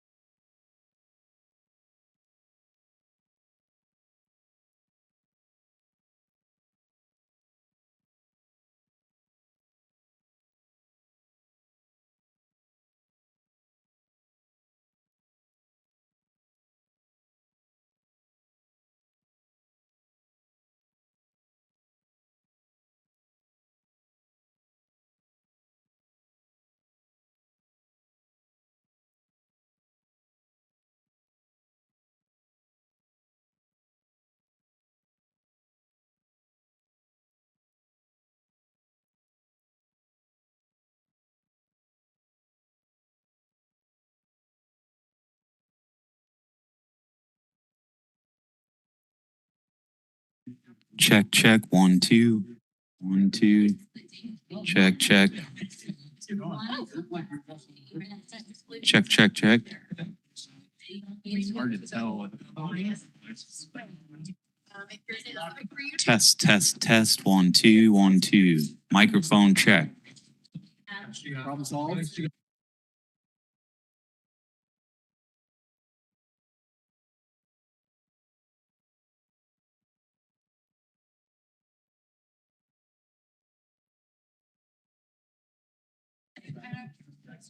Test 1, 2, 3. Test 1, 2, 3. That work, Eric? Eric, you good? Test 1, 2, 3. Test 1, 2, 3.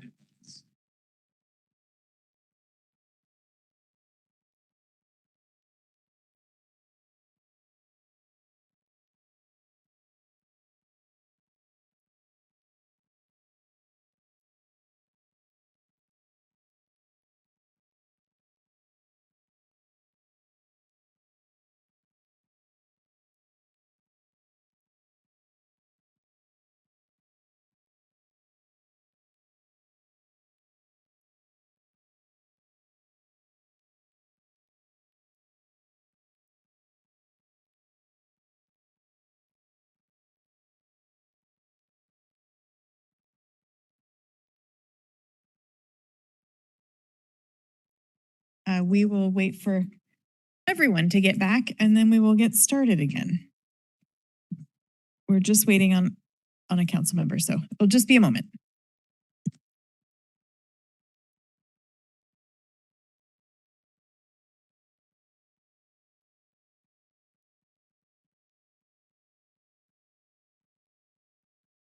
All right, very good.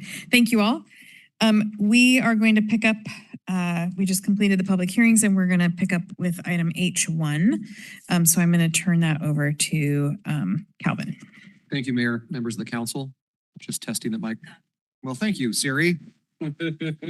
Siri can be so helpful. If anyone didn't hear, we're all laughing because somebody's phone said, "You're welcome." So Mayor, just confirming you can hear me? Yes. Because Siri can, so just one. Okay, good. So Mayor and Council, you'll find this information starting on page H1 of your packets. The LTAC reviews and updates the funding work plan and procedures in line with strategic focus area number 2 to ensure the lodging tax fund maintains fiscal health and fund balance requirements. I'll now turn the presentation over to Courtney Bornsworth, Natural Resources and Grants Administrator.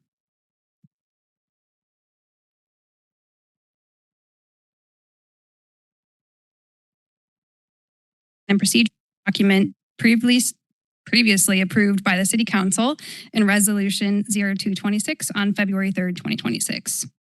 The updated work plan and procedures document will be utilized in the upcoming 2027 Lodging Tax Fund request for proposals and funding cycle. Minor recommended changes to Resolution 0226 include minor Scrivener errors, the addition of section headers for better reference, defining shoulder and off-season time periods in the scoring criteria, the removal of a connection with the timing for the publishing of the annual RFP, and the council budget adoption. At this time, staff are recommending that council, 1, pass the resolution adopting the updated Lodging Tax Advisory Committee funding work plan and procedures, and 2, authorize the city clerk to make grammatical and formatting revisions to ensure internal consistency. Thank you. All right. Are there any questions or comments from council or a motion? John, go ahead. I just got a comment. My mic on this time. So, in the past, I've had some issues with funding decisions with the LTAC, but this item is different because I feel like it is about process rather than allocation. I feel like streamlining the process, making the application clearer, more predictable and accessible, especially for small organizations, is really important to make sure we get more people interested in these funds. And so I think that's really, for me, I saw as the silver lining of this this work plan. So I definitely want to just voice my support for the updated work plan and procedures within. I think it's great. Thank you. Anything else? All right. Oh, Navarro, go ahead. I was going to just make the motion. Excellent. I move to pass the resolution adopting the updated Lodging Tax Advisory Committee funding work plan and procedures, and authorize the city clerk to make grammatical and formatting revisions to ensure internal consistency. Second. Can I speak briefly? Yes. And I also realized I didn't read the resolution, but you go ahead and then I'll just read it before we vote.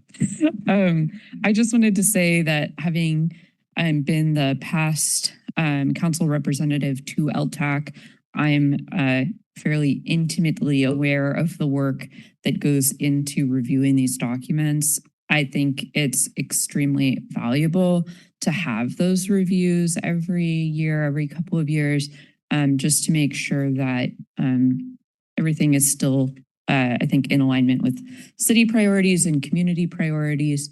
And I certainly know, I just know how much time goes into that, and just want to say a big thank you to the committee. And as always, I look forward to the fall application round and getting to see what those look like, even though now it's here at the dais, just in council meetings rather than at the full meeting. Thank you, Navarra. I don't really have anything to add, but I do appreciate the continued improvement without making, it's improving, but not making drastic changes that are challenging for people to follow. So I appreciate that and think the framework is really helpful. So I'm going to go ahead and read the resolution really quickly. I know it's not, as I just normally do by practice, and forgot to do that before we made the motion or had a motion. A resolution of the City Council of the City of Port Angeles, Washington, amending Lodging Tax Advisory Committee policies by adding section headers, defining shoulder and off seasons, removing the timing for publishing the request for proposals, and council's budget adoption. So with that, we have any last comments or questions? All right, we have a motion to pass the resolution adopting the updated Lodging Tax Advisory Committee funding work plan and procedures, and authorize the city clerk to make grammatical and formatting revisions to ensure internal consistency. Anyone opposed to the motion, please state your opposition. All right, hearing none, the motion passes unanimously. Thank you. And we're in the Calvin section of the agenda. So I'm going to go back to Calvin for the CE to kick off what I imagine is not just Calvin, CED Q2 Economic Development presentation. Thank you, Mayor and members of the council. In CED, we fully embrace transparency, action, and accountability. As you're aware, CED provides 5 monthly reports and 2 quarterly reports on our activities to council. These reports help the public see our progress towards a more efficient and effective permitting system. And the reports also hold myself and our team in CED accountable. We're excited tonight to present the Q2 CED Economic Development Report, linking how this transparency, action, and accountability are helping drive a more effective and efficient customer-centered approach to our work. This new approach in permitting closely follows council direction in the strategic plan, which calls for a more efficient permitting system. Going from where we were to where we are now in CED was not easy. In fact, I think we can all agree change is never easy. But today's CED is a much more nimble and customer-centered organization than it was 2 years ago. I think we can all be proud of the work of Shannon and Ben and the entire CED team to make these changes. And I will note that the city leadership behind me here has full confidence in Shannon and Ben in their approach and are eager to see what they have planned for their new team in the coming months. And with that, I will now turn the presentation over to Angel Torres, Long Range and Special Projects Administrator. Good evening, Mayor, Council, and members of the community. In May, Council received the city's initial economic development overview. Tonight's Q2 report is our first follow-through on that commitment. It documents progress through June 30 and begins a reporting cycle that will carry the same projects, services, and measures forward from quarter to quarter. That continuity will help show what changed, why it matters, and what comes next. This presentation will be about 10 minutes, so I ask that you please hold your questions until the end, as your questions might be answered in a later slide. With that, I'm pleased to present the Q2 2026 Community and Economic Development Progress Report. This report highlights activities and operational performance through June 2026, including customer service, permitting, housing support, business assistance, and long-range planning. Together, these efforts help create an environment where local businesses and entrepreneurs can receive clear information, navigate public processes, pursue investment, and plan for future growth. The city's economic development approach is centered on growth from within by supporting the businesses, workers, institutions, and community assets already contributing to Port Angeles. Local businesses of every size bring jobs, services, investment, character, and connection to our neighborhoods, and each business has different needs and opportunities. The city remains committed to listening, improving services, removing unnecessary barriers, and connecting businesses with the appropriate resources and partners. Economic development is shared work. Many outcomes depend on private investment, outside funding, regional coordination, and the expertise of partner organizations. Together, these efforts support a resilient, inclusive, and opportunity-rich Port Angeles where existing businesses can succeed, new ideas are welcomed, and future investment can move forward with greater clarity and confidence. Housing activity provided one of Q2's clearest measures of progress, as more units move through permitting and city programs help address development costs and infrastructure needs.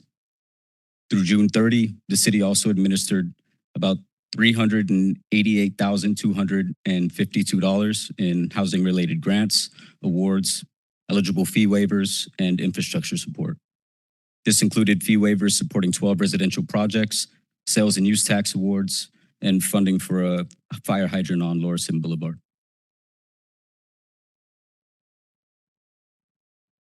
Project 935 is the city's first multifamily housing pipeline project and a flagship effort to show how well-designed multifamily housing can become more feasible in Port Angeles.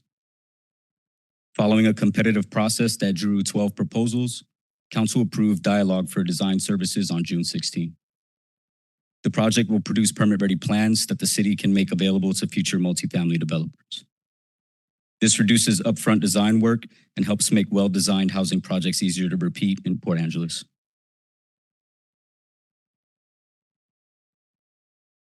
The Urban Forestry Program selected AKS Engineering and Forestry to complete tree canopy and stream assessments. This work will provide more consistent information for the Urban Forestry Management Plan, critical areas updates, and future development review.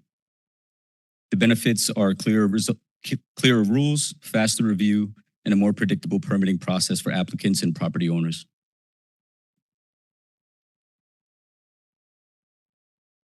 The city has advanced the first phase of its municipal code amendment program, including organizational and procedural updates to Fire and Life Safety Administration, certificates of occupancy, business occupancy verification, and Type 0 permit pathways for lower complexity projects. These updates will make city requirements clearer and more consistent without changing adopted safety standards. That matters because clear procedures can reduce confusion and help routine projects move more efficiently.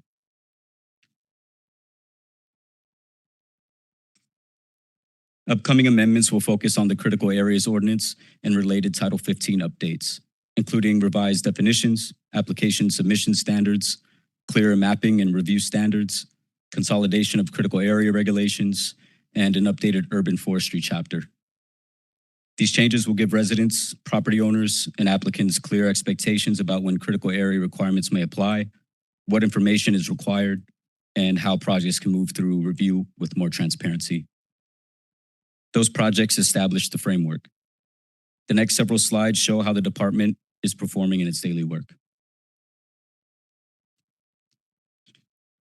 Through mid-year, Community and Economic Development handled 4,127 customer interactions, compared with 3,625 during the same period in 2025. That is 502 additional calls, emails, and front counter visits across our department. These are total touch points, including emails, calls, and front counter visits. The increase shows growing demand for city information and services. It also makes timely, consistent communication increasingly important for residents, businesses, and project applicants.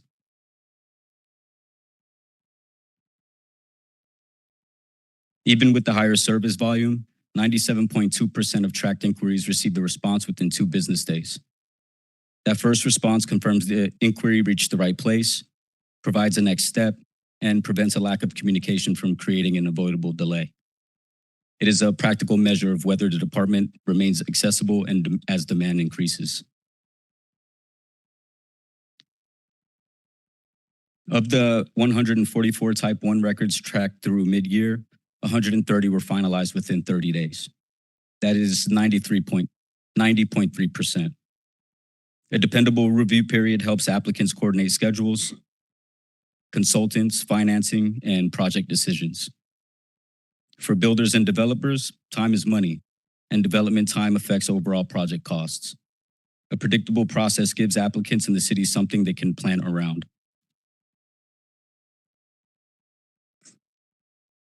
Routine over-the-counter permits also continue to move quickly, with 97.3% issued within 1 business day after payment.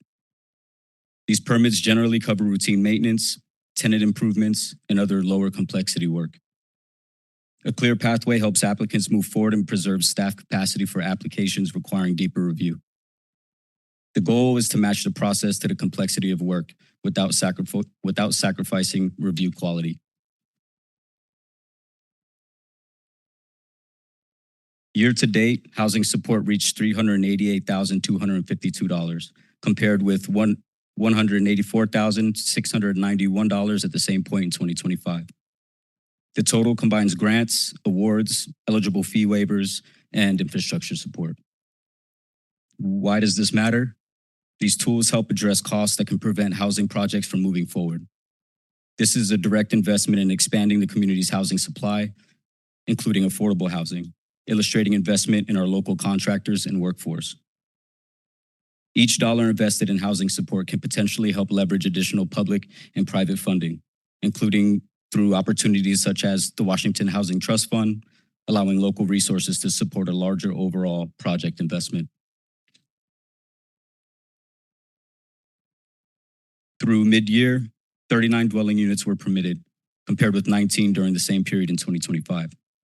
That is a significant increase and a tangible result of multiple city housing efforts working together. A permit means the proposed units have completed the applicable city review and can move forward toward construction. The cumulative effect is a stronger housing pipeline for Port Angeles.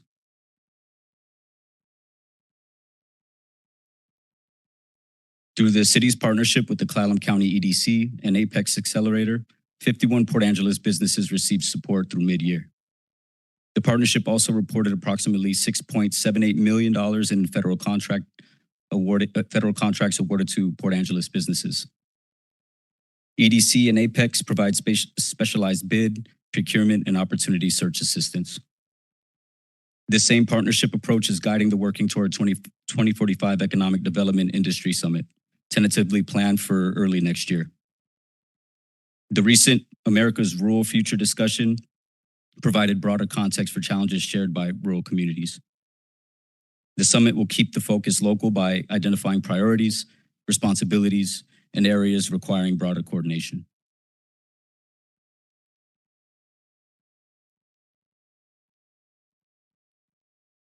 The Bamboo Hotel provides a practical example of why this work matters. After considering communities across the country, Bamboo Hotel selected Port Angeles for its first flagship property. The company purchased the vacant site at First and Washington and announced plans for an 86-room hotel that would return the property to active use and expand local lodging capacity. The city is coordinating proactively with the development team to clarify requirements, align reviews, and support a collaborative and efficient path from concept to construction. The numbers presented tonight matter to projects like this. Timely responses, predictable review periods, clear requirements, and early coordination help a development team plan its next steps and maintain momentum once a project comes forward. Community and economic development is here to help small businesses, homeowners, and project applicants succeed. Many projects begin with basic questions. What applies to the property? What information is required? Who should I contact first? And is another organization better positioned to help? Community and economic development can help identify that starting point by explaining city processes, clarifying requirements, identifying potential issues, or connecting someone with the appropriate partner. An early conversation can reduce uncertainty before substantial time or money has been committed. That concludes the Q2 Community and Economic Development Report. Thank you. Thank you. Are you open to questions from council? Okay. He's like, I don't know. John, go ahead. I appreciate this presentation update. I think it's the first one I've seen in council. So I really believe economic development is something we need to talk more about in this space. One thing I was curious about was jobs. So we talked about supporting small businesses, improving housing capacity, the hotel. So I'm wondering if there's a possibility or a way to kind of see how that translates to jobs coming into the community, because that's a big economic growth factor that I didn't see on the presentation, but I'd love to hear more about, or maybe in a future meeting, discuss a little bit more. I don't know if that's a question. Maybe there's a question in there. I don't know. Councilmember, maybe I'll take the first stab at that, and Angel, please feel free to add on. No, we're very. Can you hear me? Maybe. Good. Okay. So we absolutely, and that's why I really appreciate council's leadership on this issue. You might recall during the adoption of the comprehensive plan, council inserted a provision to have an annual industrial users summit around family wage jobs. And so, as was mentioned in the presentation, we're looking at Q1 of next year for that, where we would bring together the port, large manufacturers, family wage jobs, the spectrum of service providers, the college and others, to see really what we can do to help support family wage jobs, to support the industrial sector. So we're really hoping that that gains legs and that council will be supportive of that effort. And then going forward, we view that as an annual opportunity to measure, where we are today, where we are a year later. So we're excited about that, and Angel will be taking the lead in making that a reality in cooperation with our partners. Yeah, just one more question. So in CED, have we heard of any barriers that small businesses and developers have brought up that might warrant future council discussions around policy or code revisements that could help aid in economic growth and stimulus? Thank you, Councilmember. We really appreciate, again, the support of council, whether that be creating the full-time over-the-counter permit tech position.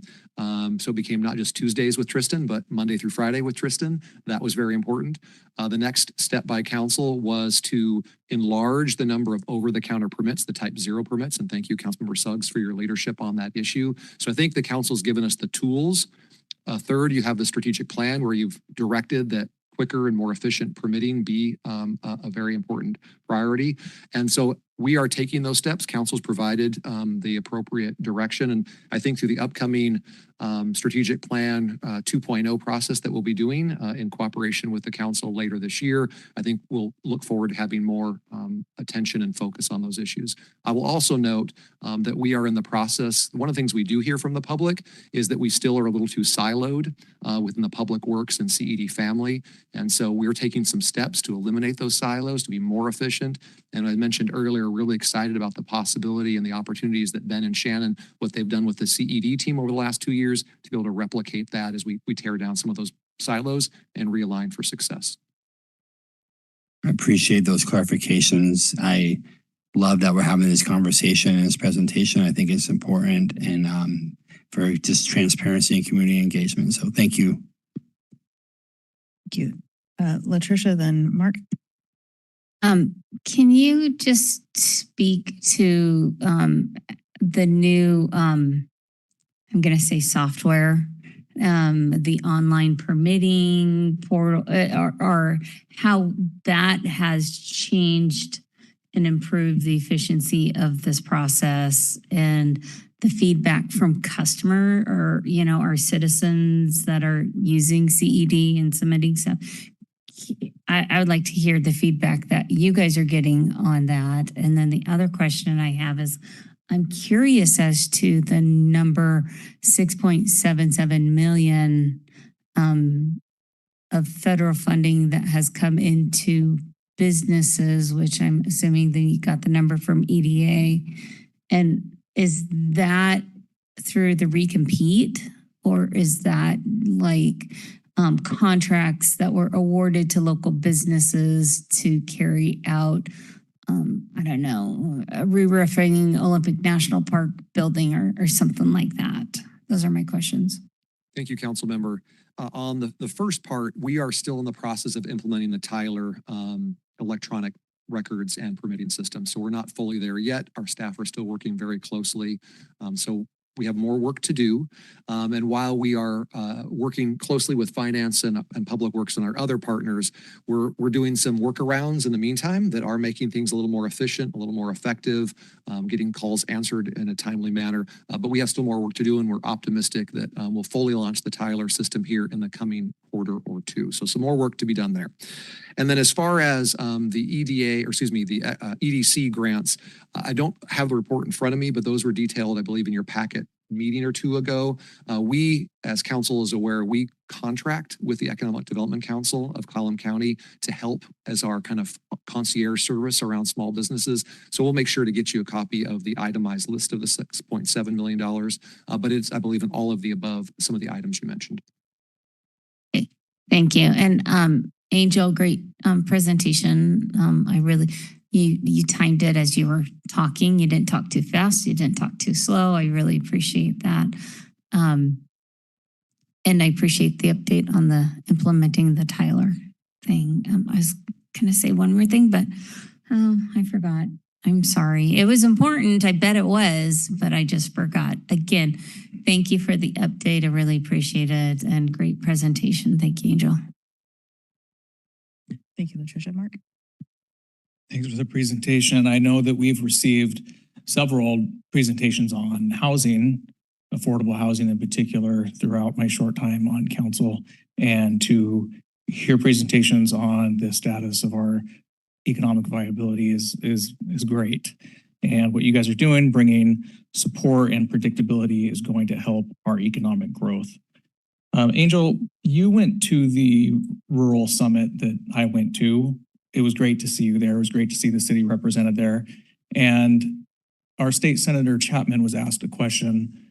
The questioner said, "Is Washington business friendly?" And I thought he had a great answer. And so my question to you and to staff, any staff that wants to answer, is Port Angeles business friendly?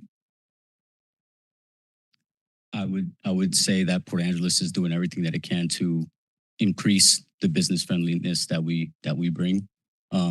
As we mentioned and focused on in our economic development report, is the capacity to be able to respond, to be able to meet the needs of businesses in a timely manner. and to be able to focus our energy in helping those businesses when they do come and they need help, they have questions. And we have great partners like the EDC and the Apex Accelerator. And if, the city doesn't have the capacity to do so, then we can, connect them with those partners to ensure that they have the resources that they need. If I could add to that, council member, Angel's spot on. In the development world, time is money. The longer it takes, if you're trying to build a project, build a home, build a building, and you are waiting on your permits, your subcontractors stack up. And if you miss your foundation, then that throws off your walls, that throws off your electrical work, et cetera. So making sure that we're efficient and effective is really important.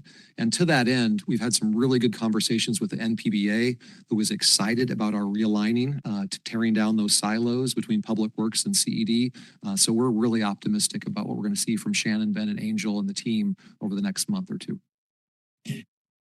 Thank you. I think Port Angeles is business friendly, and I think that you guys are doing a great job, and I'm excited to hear the next report. Thank you. All right. I'm sure I'll have a question, but it won't be right now.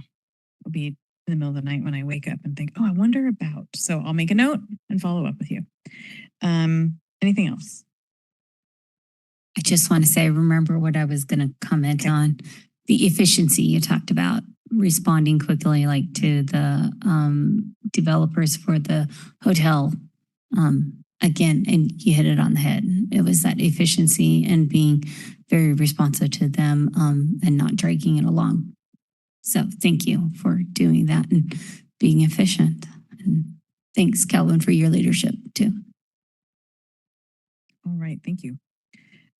Well, I think we've wrapped up the CED section of our meeting tonight. And now we have a presentation that also is hopeful, but focused on hope as the subject. So I want to invite Carmen Geyer to come up to give us our presentation. All right, good evening, Mayor, council members, colleagues, coworkers, and members of our community.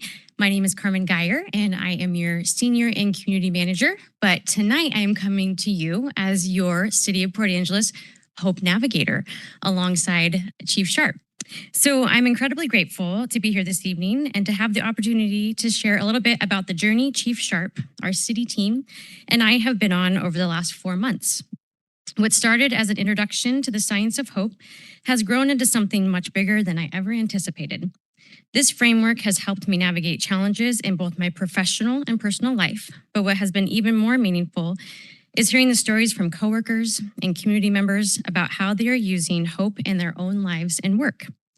So right here in our small community, we are beginning to see what can happen when people have meaningful goals, can see pathways forward, and believe they have the ability and support to keep moving. It's been rewarding, exciting, and honestly pretty amazing to experience together. So tonight, I'd like to share how this journey began, what we've learned, what we've accomplished so far, and where we can go next. So let's begin. To start off, hope is more than wishing. Hope is the belief that your future will be better today and you have the power to make it so. So we have goal setting, and this is really the cornerstone of the hope theory. So a goal is simply the endpoint we're working towards. It reflects something we want to achieve or maybe something negative we're trying to avoid. But not just any goal will do. For a goal to actually fuel hope, it needs to check 3 boxes. It has to be realistically attainable, it needs to be clearly defined, and it needs to be measurable so we know when we've gotten there. And here's the thing, just having a goal isn't enough. To stay motivated, we also need to see at least one realistic path that could get us there. And that brings us to pathways. So think of pathways as your mental roadmap. It's how we get through routes and stages and strategies that we'll use to reach our goal. And just as important, having the flexibility to reroute when something gets in our way. What we find is that people with high hope are good at spotting potential roadblocks, and they can develop a workable solution to overcome the barrier. When one path doesn't work, they're able to pivot to another. In fact, hopeful people tend to generate multiple possible routes to get to their goal, not just one, as I've heard this evening that CED has been doing. I'm so proud of you guys, just to make a note. And so on the other hand, people with lower hope tend to struggle here. They have a harder time managing obstacles and a harder time coming up with backup plans when their first approach doesn't work. And thirdly, we have willpower, or agency. So this is the motivational engine behind the hope theory. So willpower is the person's belief in their own ability to act independently and make their own choices. It's that steady underlying confidence that says, I will achieve this. I can get it done. And what's powerful about agency is that it shows up most when things get hard.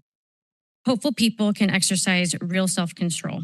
They manage their beliefs, their attitudes, and their behavior, especially in moments of stress or adversity. So next slide. So why this framework resonated with Chief Sharp and I. So hope reforms challenges around what we're trying to build.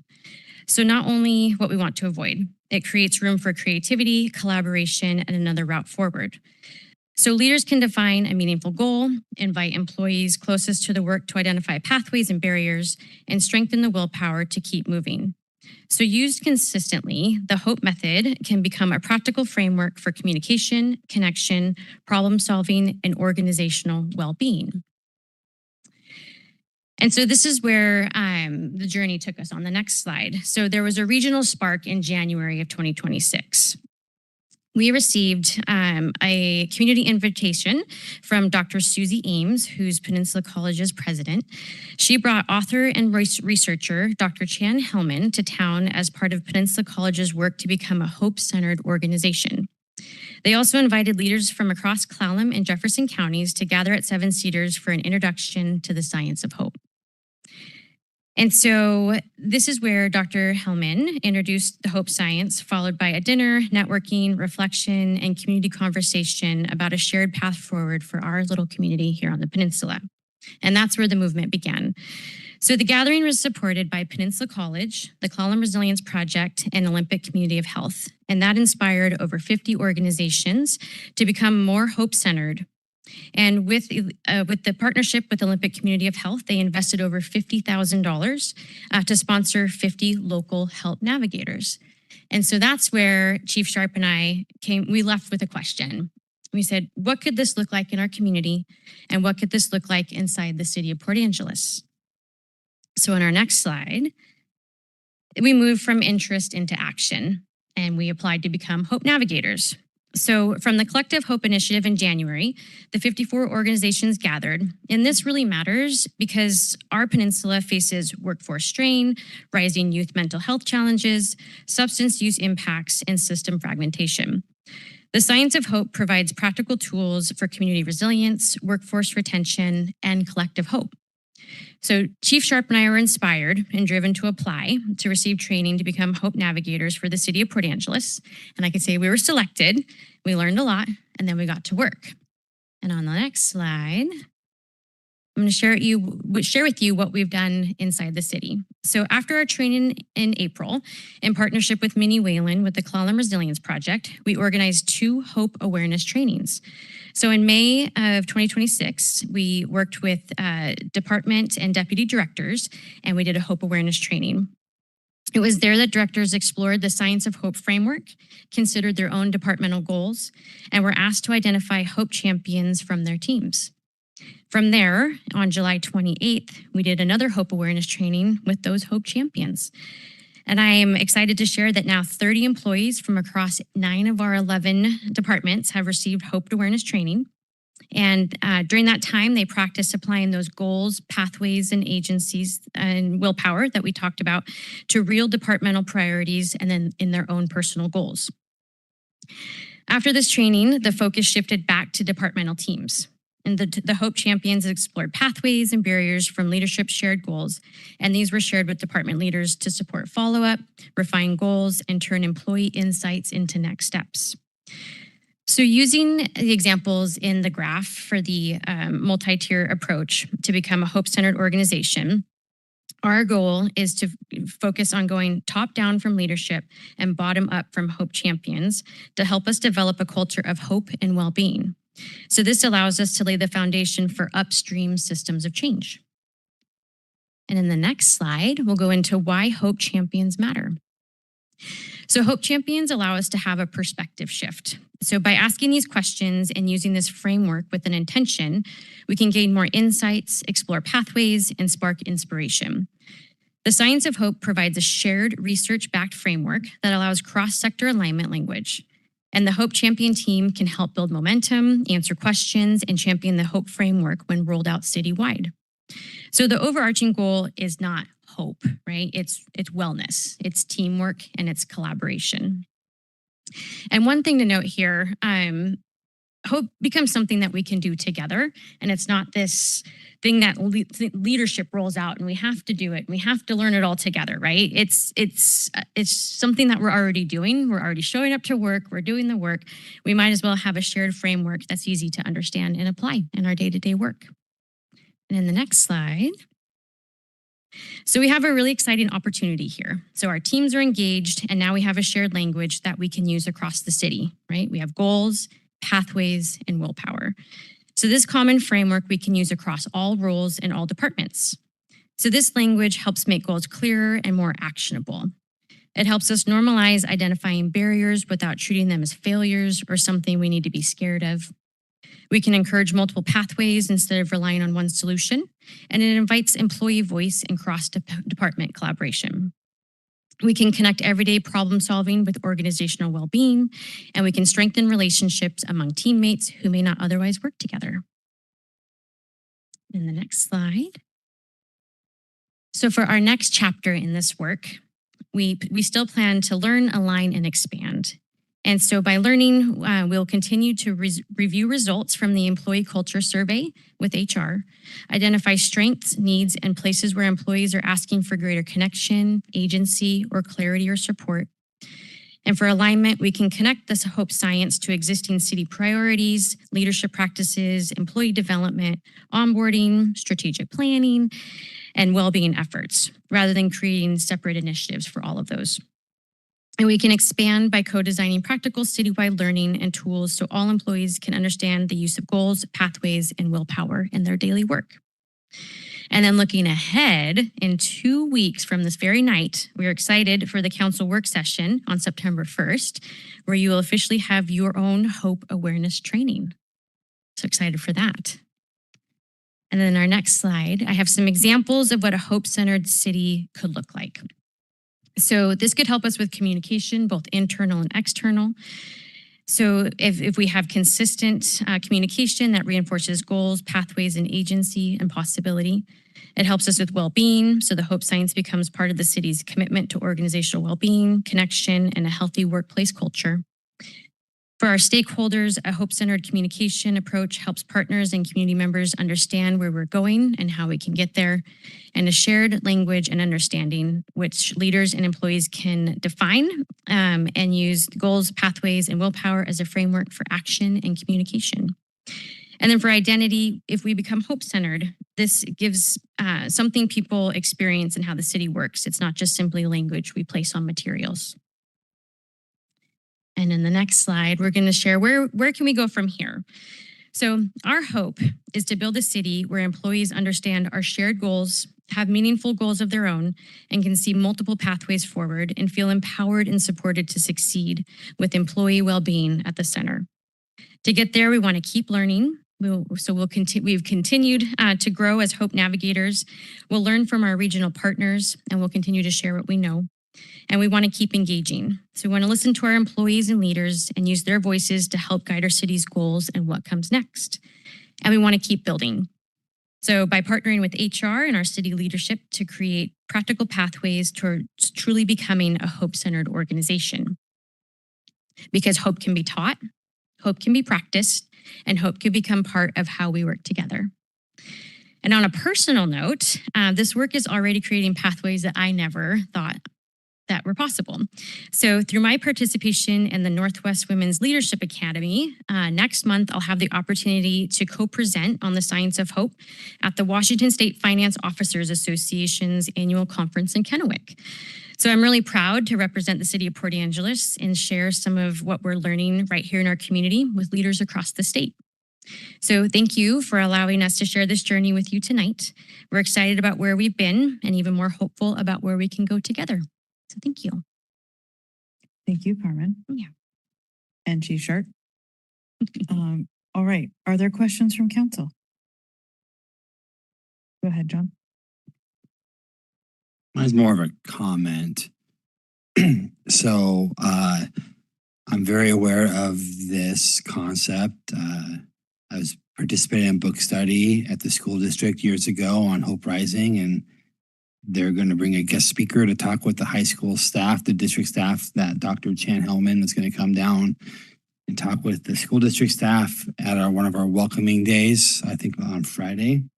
So, I mean, I'm sure the school district was part of the thing you attended. And I think it's a good initiative, but I hope it's something that we are actually going to follow through on and not just like have a phase where say we're doing, I've been through a lot of those as myself as an employee, and I hope this is something that's sustainable. Doesn't put any more burden on our already stressed staff. I mean, that's important to me. I mean, well-being is about not getting burnout either. So I hope we think about it thoroughly as we implement it into the city in our leadership, in our communities, wrong word, in our departments and our different employee groups. I know it can be a lot and it's going to take time. So in culture, right, the positive working culture is really important to thrive as an organization at all levels. So I appreciate that it's coming from the bottom up. I hope it's not just some directive.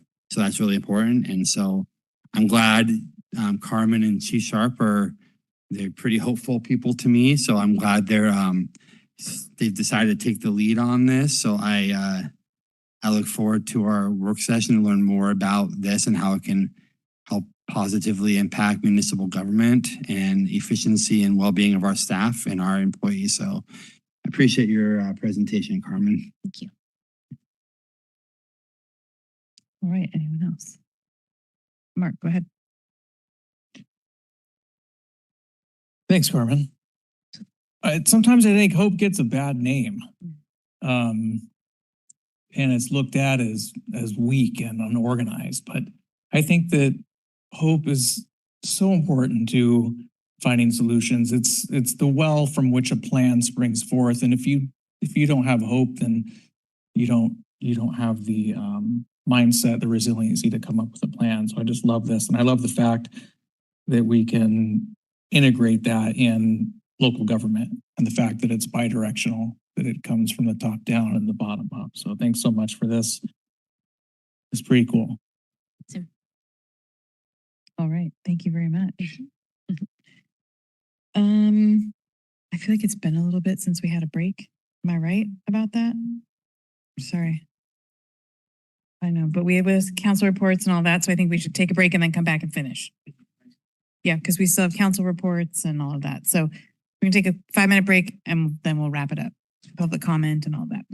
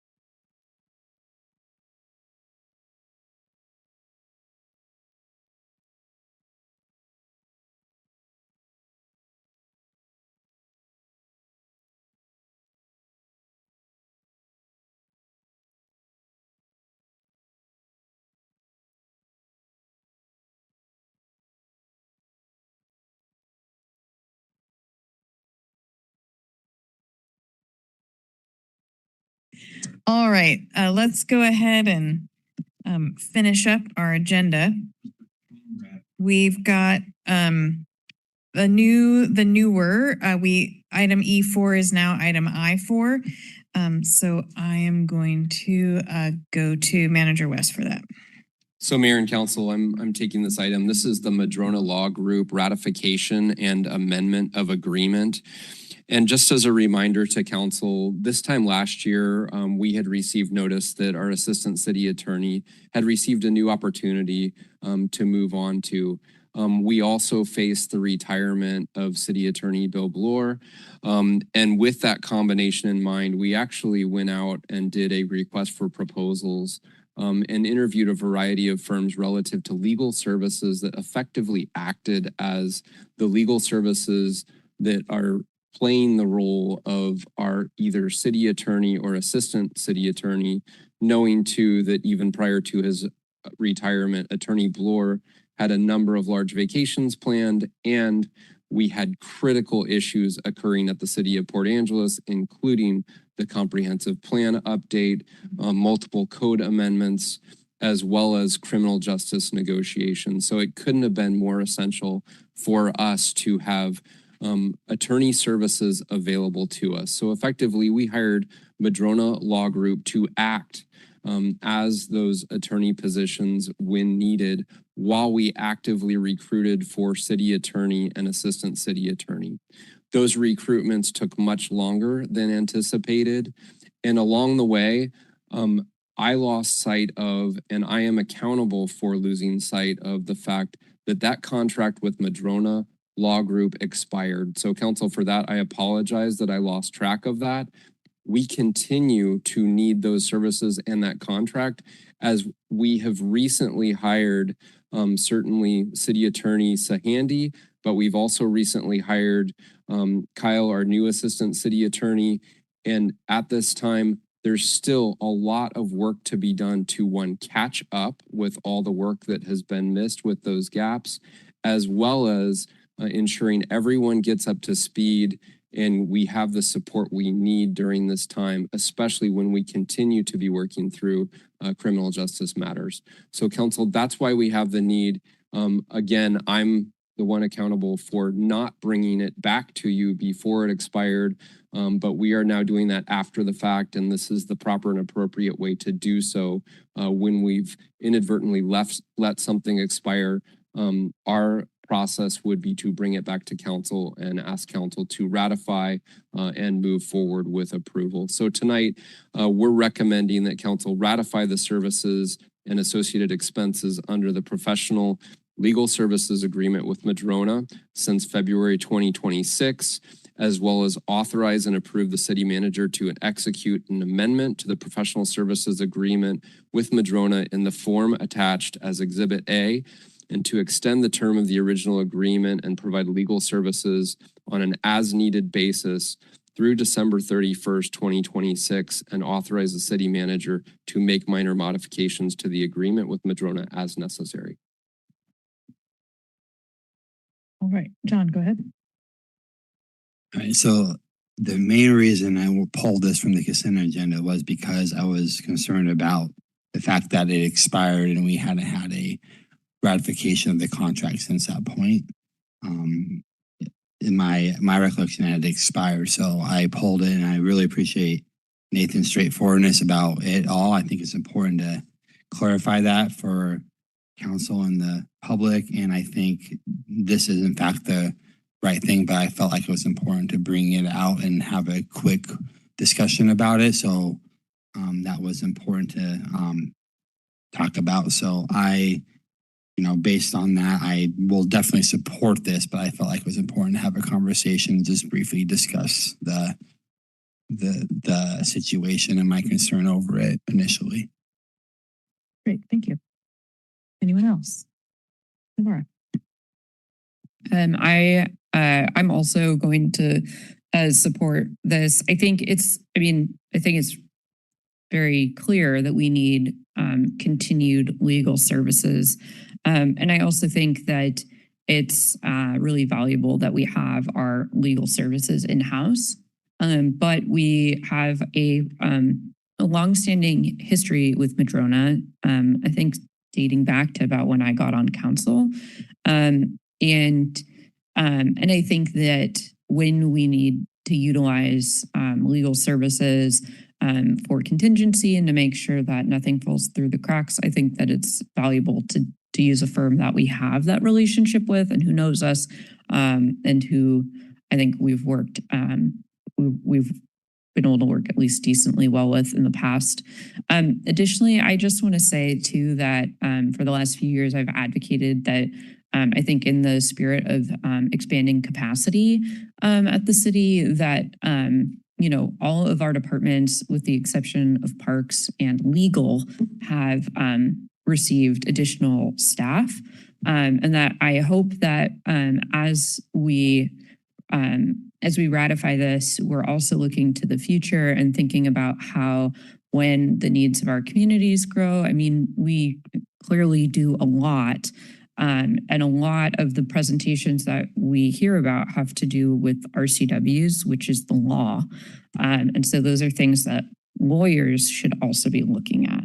And so I think it's immensely valuable to think about how in the future we are going to expand our capacity at the city level. And I don't think that now's the conversation for that, but I think that we can always, you know, use a both and approach. I think that's what's being done here. And I think that, you know, my sincere hope is that at some point in the future, we're able to expand our legal team to include some additional specialists in that department. So with that, I'm going to make the motion. So I move to ratify the services and associated expenses under the professional legal agreement with Madrona since February 2026, authorize and approve the city manager to execute an amendment to the professional services agreement with Madrona in the form attached as Exhibit A to extend the term of the original agreement and provide legal services on an as-needed basis through December 31st, 2026, and authorize the city manager to make minor modifications to the agreement with Madrona as necessary. I'll second the motion. All right. I would ask you want to speak to your motion, but you did a great job ahead of time. So anyone else wish to speak to this? Okay. I know it was on consent, but since it's not anymore, I will also just say that I didn't realize this because my only in-depth experience with cities was Port Angeles. But I'm on the MRSC board, and we have at least one member who has her terms expired. But so I think two that are, they work for law firms whose one of their primary branches is municipal judicial services. And so they are contract attorneys for, each of them are contract attorneys for more than one city.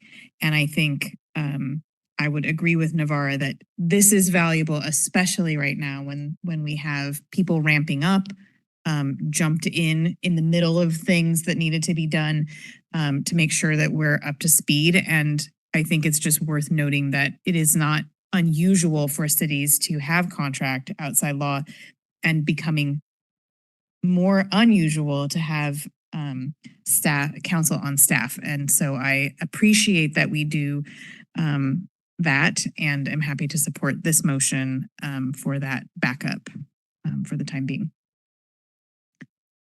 Anything else? All right, I will read the motion and we'll vote. So we have a motion to ratify the services and associated expenses under the professional legal services agreement with Madrona since February 2026. Authorize and approve the city manager to execute an amendment to the professional services agreement with Madrona in the form attached as Exhibit A to extend the term of the original agreement and provide legal services on an as-needed basis through December 31st, 2026, and authorize the city manager to make minor modifications to the agreement with Madrona as necessary. Anyone opposed to the motion, please state your opposition. All right, hearing none, the motion passes unanimously. Thank you. And we have one more item of business on the agenda, and that, well, we have council reports and that sort of thing, but one more item under J, and that is J2, taser contract and replacement equipment. And I'm going to go to Chief Smith for that.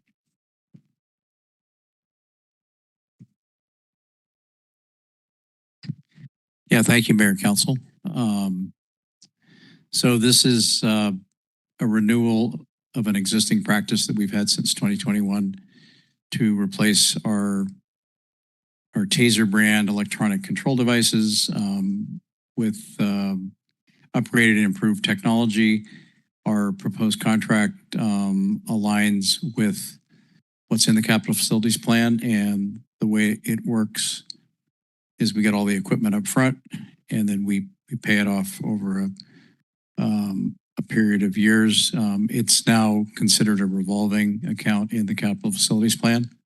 So we're very fortunate that we were able to negotiate the price, at the amount we budgeted.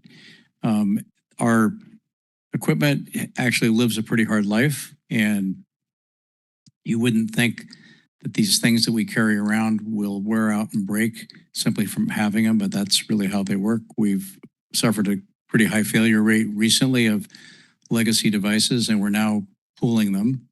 So when people go on vacation, they turn in their TASER device so we can have everybody carrying one. It's a mainstay of modern law enforcement, in my opinion, in terms of equipment that allows you to use, appropriate force. It's in Washington. Every agency that I'm aware of equips their officers with this device. And so glad to answer any questions. And we're looking forward to getting this contract moving so we can get our new officers to the academy with the equipment that they need. Thank you, Chief. Are there questions from council? John, go ahead. Sorry, lots of questions today. So my first question is the $241,000. Is that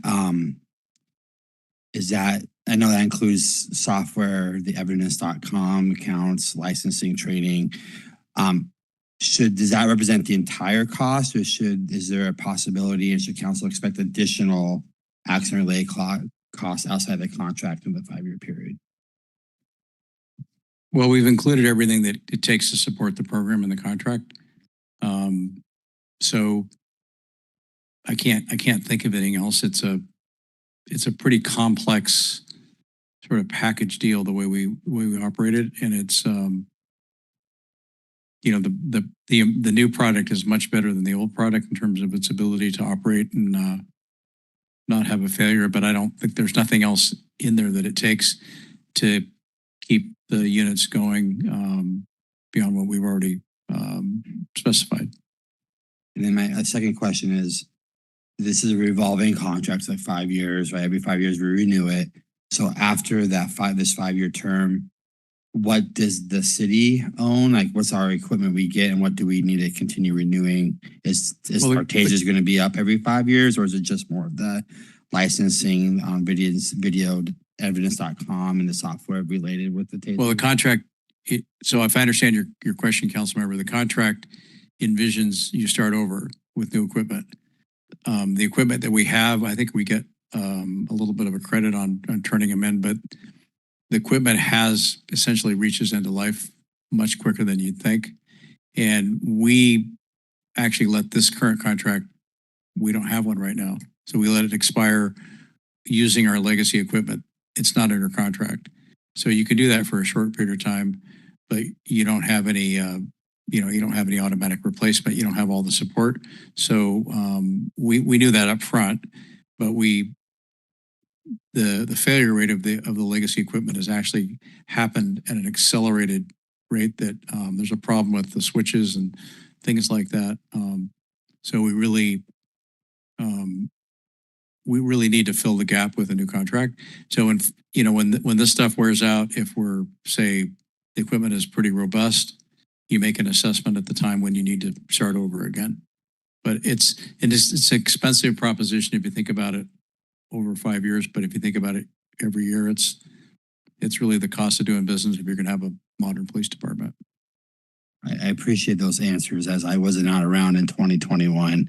It's really important to me to understand what the contract needs are, and that every 5 years we're actually replacing all the equipment, the TASERs, the support, the cartridges, the hardware, the whole gamut that we need to maintain a modern police force with functioning equipment. And plus, the 4 new police officers coming down the pipe, it's important that we're not pooling resources and they can all have their own dependable equipment so they're not caught, in a situation where that is needed. So that's the only reason I asked those questions, for my personal clarification, because like I said, I was not fortunate enough to be here 5 years ago. So I really appreciate you coaching me up there. Thanks, Chief. Thank you. I thought you were going to say thanks, coach. After it's a coach. Like, nope, this is the chief. All right. Anyone else? Mark, go ahead. Chief, if this isn't approved, I guess just briefly, what happens then? We continue to use legacy equipment? Well, it would be an unfortunate decision. Obviously, it's your prerogative to improve this, but we would eventually not have functioning equipment.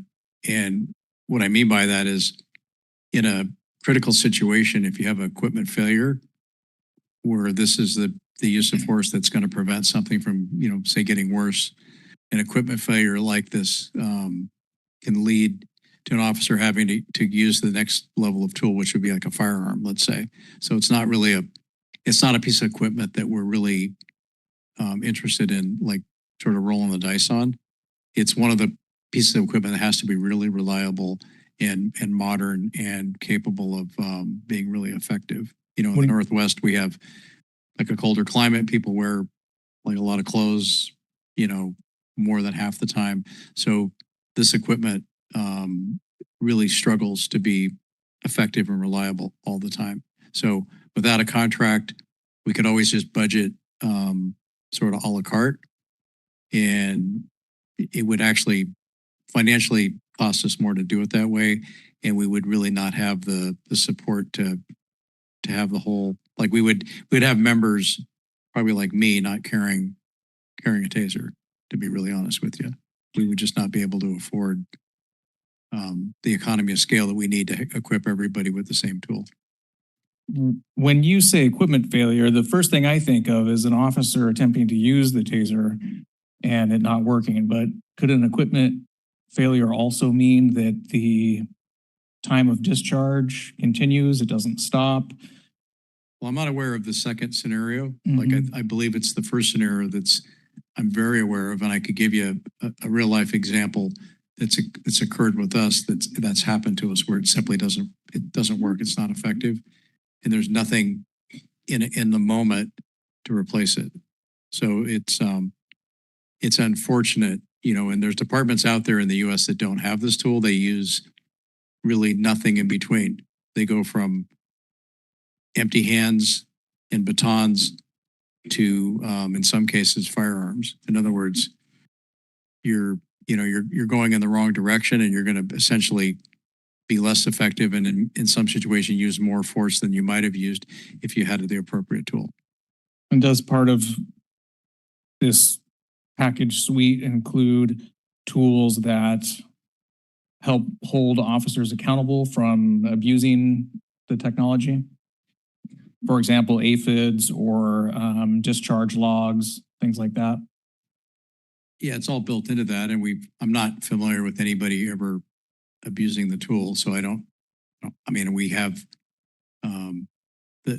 the tool, like every time you turn it on, it downloads and measures that your device was turned on, and if you discharged it, like say you accidentally discharged it, which you reported, it's recorded all that in evidence.com. So it's a pretty tight system, a pretty closed loop. And our officers are professionals. They don't use their tools in a manner that's anything but that. So thank you. All right, anyone else? John, go ahead. I'm just gonna make the motion. So I move to authorize the city manager to sign and deliver a 5-year contract with Axon Enterprises for the purchase of 43 TASER 10 devices and supporting hardware and training for a total cost not to exceed $241,037.50, including taxes, and authorize city manager to make any necessary minor contract modifications. Second. All right. Any further discussion? Okay. So we have a motion to authorize the city manager to sign and deliver a 5-year contract with Axon Enterprises for the purchase of 43 TASER 10 devices and supporting hardware and training for a total cost not to exceed $241,037.50, including taxes, and authorize the city manager to make any necessary minor contract modifications. Anyone opposed to the motion, please state your opposition. All right, hearing none, the motion passes unanimously. Thank you. Okay, now we're on to council reports. So which direction should I go? I'm going to start to my left with John. A lot less space between me and the other people today. All right. So I've actually done quite a bit. So I'm going to try to make this as streamlined as possible. So our last council meeting was the 21st of July, right? So on the 22nd of July, I attended the Collin County Solid Waste Advisory Committee meeting.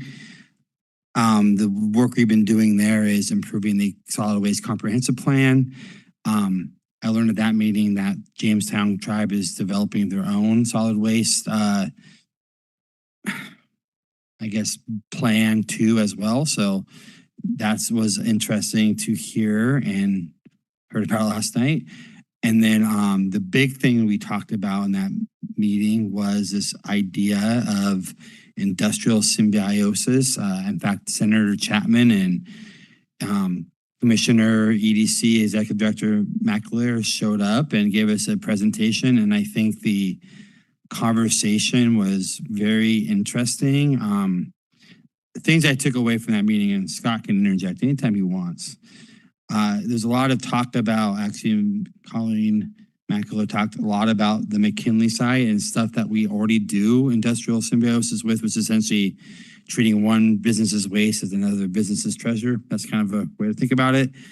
But the interesting thing I think worth talking about beyond that was this thing that Senator Chapman talked about at the end of it. And it had to do with, gotta find it.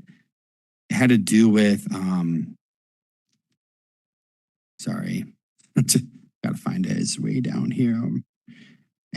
He was talking about legislation that has been enacted for packaging and how he was pretty pointed about Washington struggling to reduce its waste stream and responding by adapting huge changes, and the producer obligations that they enacted where if you make packaging, you will be responsible for the corresponding. He was pretty upfront saying that's going to be pushed onto the consumers. So we're in the middle of an affordability crisis, and that really raised my attention meter to level 100. So I think it's important that we talk to legislatures, Senator Chapman, Birnbaum, whoever wins that election for the other seat, and just talk about how that's going to impact Port Angeles. It's going to have significant impacts, in my opinion. I don't know if the meeting video is up there, but I would encourage people to watch that meeting. Okay, moving on. On the 28th, I went out with 4PA and just observed what they do on a Tuesday with cleanups at some of the encampment sites, met some people. It was my first time actually going out with them in that capacity, just to kind of see what they do and how it goes about. Is very informative for me. On the 30th, I met Harry Gasnick at the Public Defender's Office and took a tour of his new building, which is essentially right behind the Community Senior Center. I learned a lot, how they bill, the cost projections, what they do.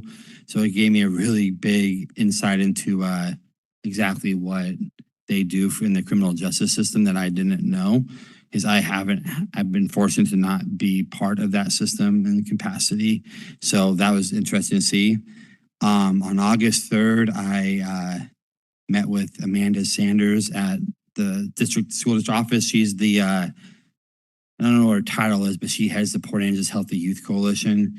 And we had a chance earlier this year, some of us, to go attend a conference at the Field Hall, at Vents Hall, where Dr. Kilmer, Derek Kilmer's brother, gave a great presentation. So we were talking about just how we can, what could the city do, and some ideas about maybe possibly coordinating, promoting their program for our youth in terms of wellness, substance abuse. I think she's doing great. I'm looking forward to kind of seeing more what she does and working with her. As I work in the school district, I'm sure I'll get lots of opportunities to do that. And then Saturday, I had a chance to attend the ribbon cutting with Mayor Dexter and Councilmember Schwab at the Erickson Parks, the Peninsula Tennis Club. Great partners in that. Corey, thanks for working with them. They had nothing but high praise for Corey's department and what they did. It was great to see. I almost got hit by a tennis ball, so I got to be a little bit more nimble on my feet. After that, I went to the back to school fair the district puts on at Jefferson Elementary School. Saw a lot of families, saw a lot of community organizations there, what they do. I learned that the YMCA has a family navigator there. I did not know that. For families who are navigating, needs assistance like accessing resources. I thought that was great. I would love to go talk with them more about what they do. I thought that was awesome. And then last but not least, yesterday, and I'm going to not talk too much about this. I'm going to let Latricia talk about it. We had a Column County MRC meeting and we talked about derelict and abandoned vessels. And I'll let Latricia have that minute of glory later to talk about it. But coming up forward, I have a PUD subcommittee meeting that me and Latricia were assigned to on Thursday morning. A meeting with Colleen McAleer at the EDC on Friday, and school starts. So there you go. That's my council report. Thank you. Thank you. Navarra. I feel like all of my meetings were canceled due to the summer, which is great for me. And I have a few coming up later this week and next week. I do just want to say a big thank you to Latricia for bringing up the future discussion for data centers. And I am just going to say that I hope that that happens sooner rather than later. I know that our agendas get busy, and I think that this is clearly a moment of concern for many community members. So I hope that we can have that discussion at council in a timely manner. Thank you, Navarra. Mark.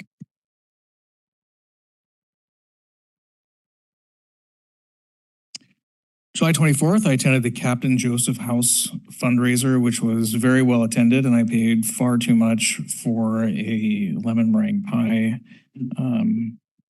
It was worth it though. Yeah, it was. Well, I was challenging Commissioner Randy Johnson, and I think pride took over. But the pie was delicious. Received a Nesterly update from the homelessness task force from Dr. Nancy Stephans. The program has been really successful over here. There's been 6 matches made through 30 screening processes. Participants include National Parks employee, former safe parking participant, not from our safe parking program, and a veteran and a business owner. And we had, there was one, a traveling health professional. So that's been pretty cool to see how that's taking off. The pool board on the chamber, I should just go back to chamber real quick, canceled their August meeting. Pool board on the 28th, the community hygiene access program was approved. We are also looking into a swim instructor retention bonus and also a sign-in waiver for all patrons that don't have an active account but want to use a day pass or shower voucher program or gift certificate or any other kind of one-time use entry will be required. As mentioned before, I attended America's Rural Future Summit. It was great. The panel was awesome, and our local talent like Representative Kilmer and Senator Chapman and Colleen McAleer just represented us extremely well, and no surprise, rural communities are different and they require different solutions. This group hopes to gather information for a report that'll release next year with policy recommendations for the federal government on better ways to serve rural communities. It's not focused on giving more money. It's focused on crafting policy that makes sense. It isn't one size fits all. So that when it comes to our communities, it's a little more right-sized. And that is all I have. Thank you, Mark. Latricia. Yeah, I attended we had the MRC meeting the other night. Thanks, council member, already discussed the, I can't think about it, our William Shore Memorial Pool meeting. So I won't highlight anything on that. He did a really good job talking about that one, Councilmember Hodgson. But we did have a great presentation last night by Dana Oster from Northwest Streets Commission that talked about and gave an update about the 2023-2025 derelict vessel program. And this is the funding comes from multiple sources. It comes from DNR, Department of Commerce, also from Northwest Streets Commission, MRC funding. But in 2023-2025, just to kind of give you some quick numbers, there was a total of 29 derelict vessels that were removed. These ones were most likely, I believe that they didn't have owners, they were abandoned. But the cost to remove those was $1.28 million. And then they also hosted what they called a vessel turn-in event, where you have to qualify. There's criteria for your vessel turn-ins. They would prefer that the owner of the boat could transport the vessel to the place where they're hosting the event, which is normally at port locations. And in that time frame, they had 92 vessels turned in, and the total cost to dispose of those and to recycle some of the portions of the vessel was only $212,000. So it's much more efficient and cost effective if we can have owners who can turn in their vessels as willing vessel owners. But there was tons of debris. There was 274 tons of debris that was prevented from being eventually abandoned or just lost in the ocean, and it keeps that debris out of our natural resources. So the reason why we talked about this is because we'll have a member part of another committee working with Northwest Streets Commission to talk about and to plan for a derelict vessel turn-in and removal program somewhere here in Clallam County. So McCaw is doing one actively, but we're looking at one here in the future. Again, it is dependent upon funding. So we'll give an update when we're able to do that. So we had a great meeting last night. Let me go to sorry, when I'm the chair, I still can't remember everything that we talked about. There was a Ed Bolby. He's our Pigeon Guillemot expert, and he worked with Commissioner Ozias, and they actually led a Washington Association of County leadership team out here, and they took them out to I forget what was it, Port Williams, and to talk about the Pigeon Guillemot, and Commissioner Ozias said it was a very valuable trip for this leadership team to bring them out there and to show them actively some of the projects that the Clallam County Marine Resources committee members participate in. And So I was really proud of that. And then also we do have September 19th and 25th. There will be some education and outreach events. One is at the Dungeness Nature Center on September 25th. The focus is on kids. And then September 19th down there by Field Arts Hall, there will be another outreach education opportunity where there will also be other vendors, not just the Clallam County Marine Resources. So that's September 19th. And oh, yeah, we have the utility advice or the joint meeting on Thursday. But I also want to say too, I was busy with the canoe journeys, and I just want to thank the tribes for again pulling together and hosting families from around the community and some across from Canada. They had successful events, and again, my hands up to them for doing it.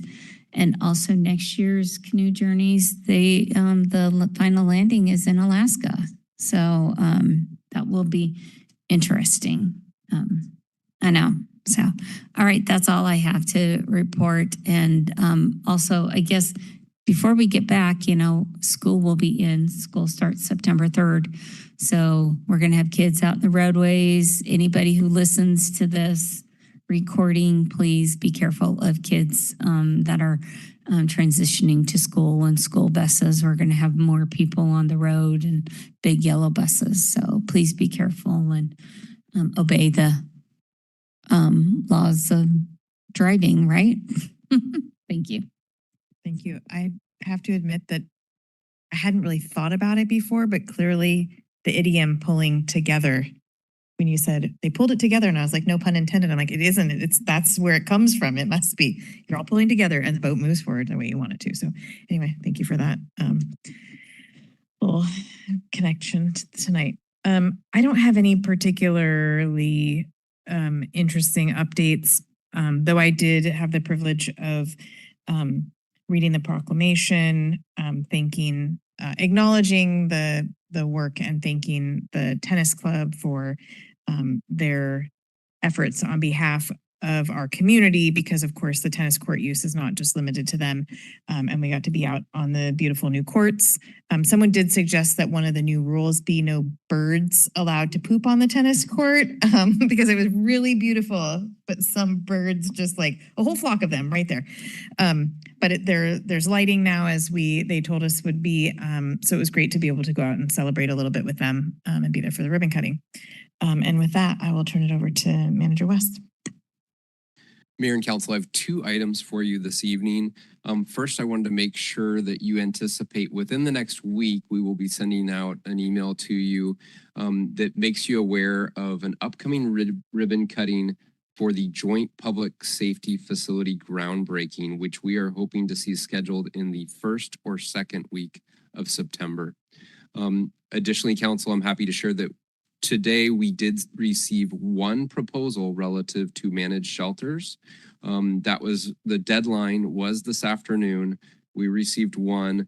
We haven't had a chance to read through it yet, but we will be reading through that and getting information back to council more about what was proposed and bringing that back at a very near future meeting. So council, that's all I have for you this evening, and thank you. Thank you. All right, that brings us to our second public comment period. So if you are in council chambers, you don't have to have signed up. The second public comment period is broadly related to city business, but not tonight's agenda. If you are joining us virtually and wish to speak, now is the time to raise your virtual hand. We'll do council chambers first. So I understand you want to speak, so go ahead and come on up. And again, name whether or not you're a resident, and you'll have 3 minutes. Hi, my name is John Redmond. I've been a resident here for about 5 years. I sat through the whole thing, and I'm happy to hear that we're doing something about housing for elderly folk with no to low income, I assume, and that we're slicking up the building permit process. Those are things that are good to hear. Last time I was here, I spoke about the fact that the unincorporated county is completely intolerant of homeless encampments, and that is increasing the density of homeless folks in Port Angeles. I talked about the benefits of providing them with some in situ support so that they are not defecating in our streams and messing up our tiny little waterways and watersheds, and so that they don't build up so much garbage that they have to move from one encampment to the next because they've created around them a toxic spill that they can't live in. The optics are horrible. The conditions are horrible. It's not humane. They are not evolved as human beings to live that way. Since that time, I've heard discussion of some novel solutions. I heard something about a bus for overnight shelter. I'm not sure what to make of all that yet. One thing I've seen with certainty, a group of vigilantes that report directly to the Seegers campaign, including his videographer and one of his public relations people, decided to harass our homeless folks that used to live behind the bell. They've frightened them now down onto the creek and across the road to the Salvation Army. The optics are worse. The conditions are worse. They're farther from trash disposal facilities. They're farther from bathrooms. So it's just bad for all of us. You folks have the power of the pen and the gavel, and you can decide how those people are treated. You can decide who gets away with committing crimes against them. That's up to you. I can't fix it. I can't go run off a bunch of vigilantes. Just end up with a big old fight that I'd probably lose. You folks can. You can make a difference for them until they can get into something that's better. But it's a national problem. We're not going to fix it here. It's going to be here. It's going to be here for a while. If we make things too nice, well, guess what? All the homeless people from everywhere else are going to come here.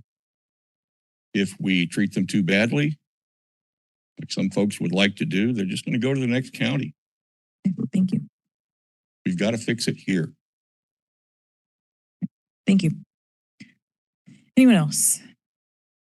Okay, I don't have any hands online, so we are adjourned. Thank you.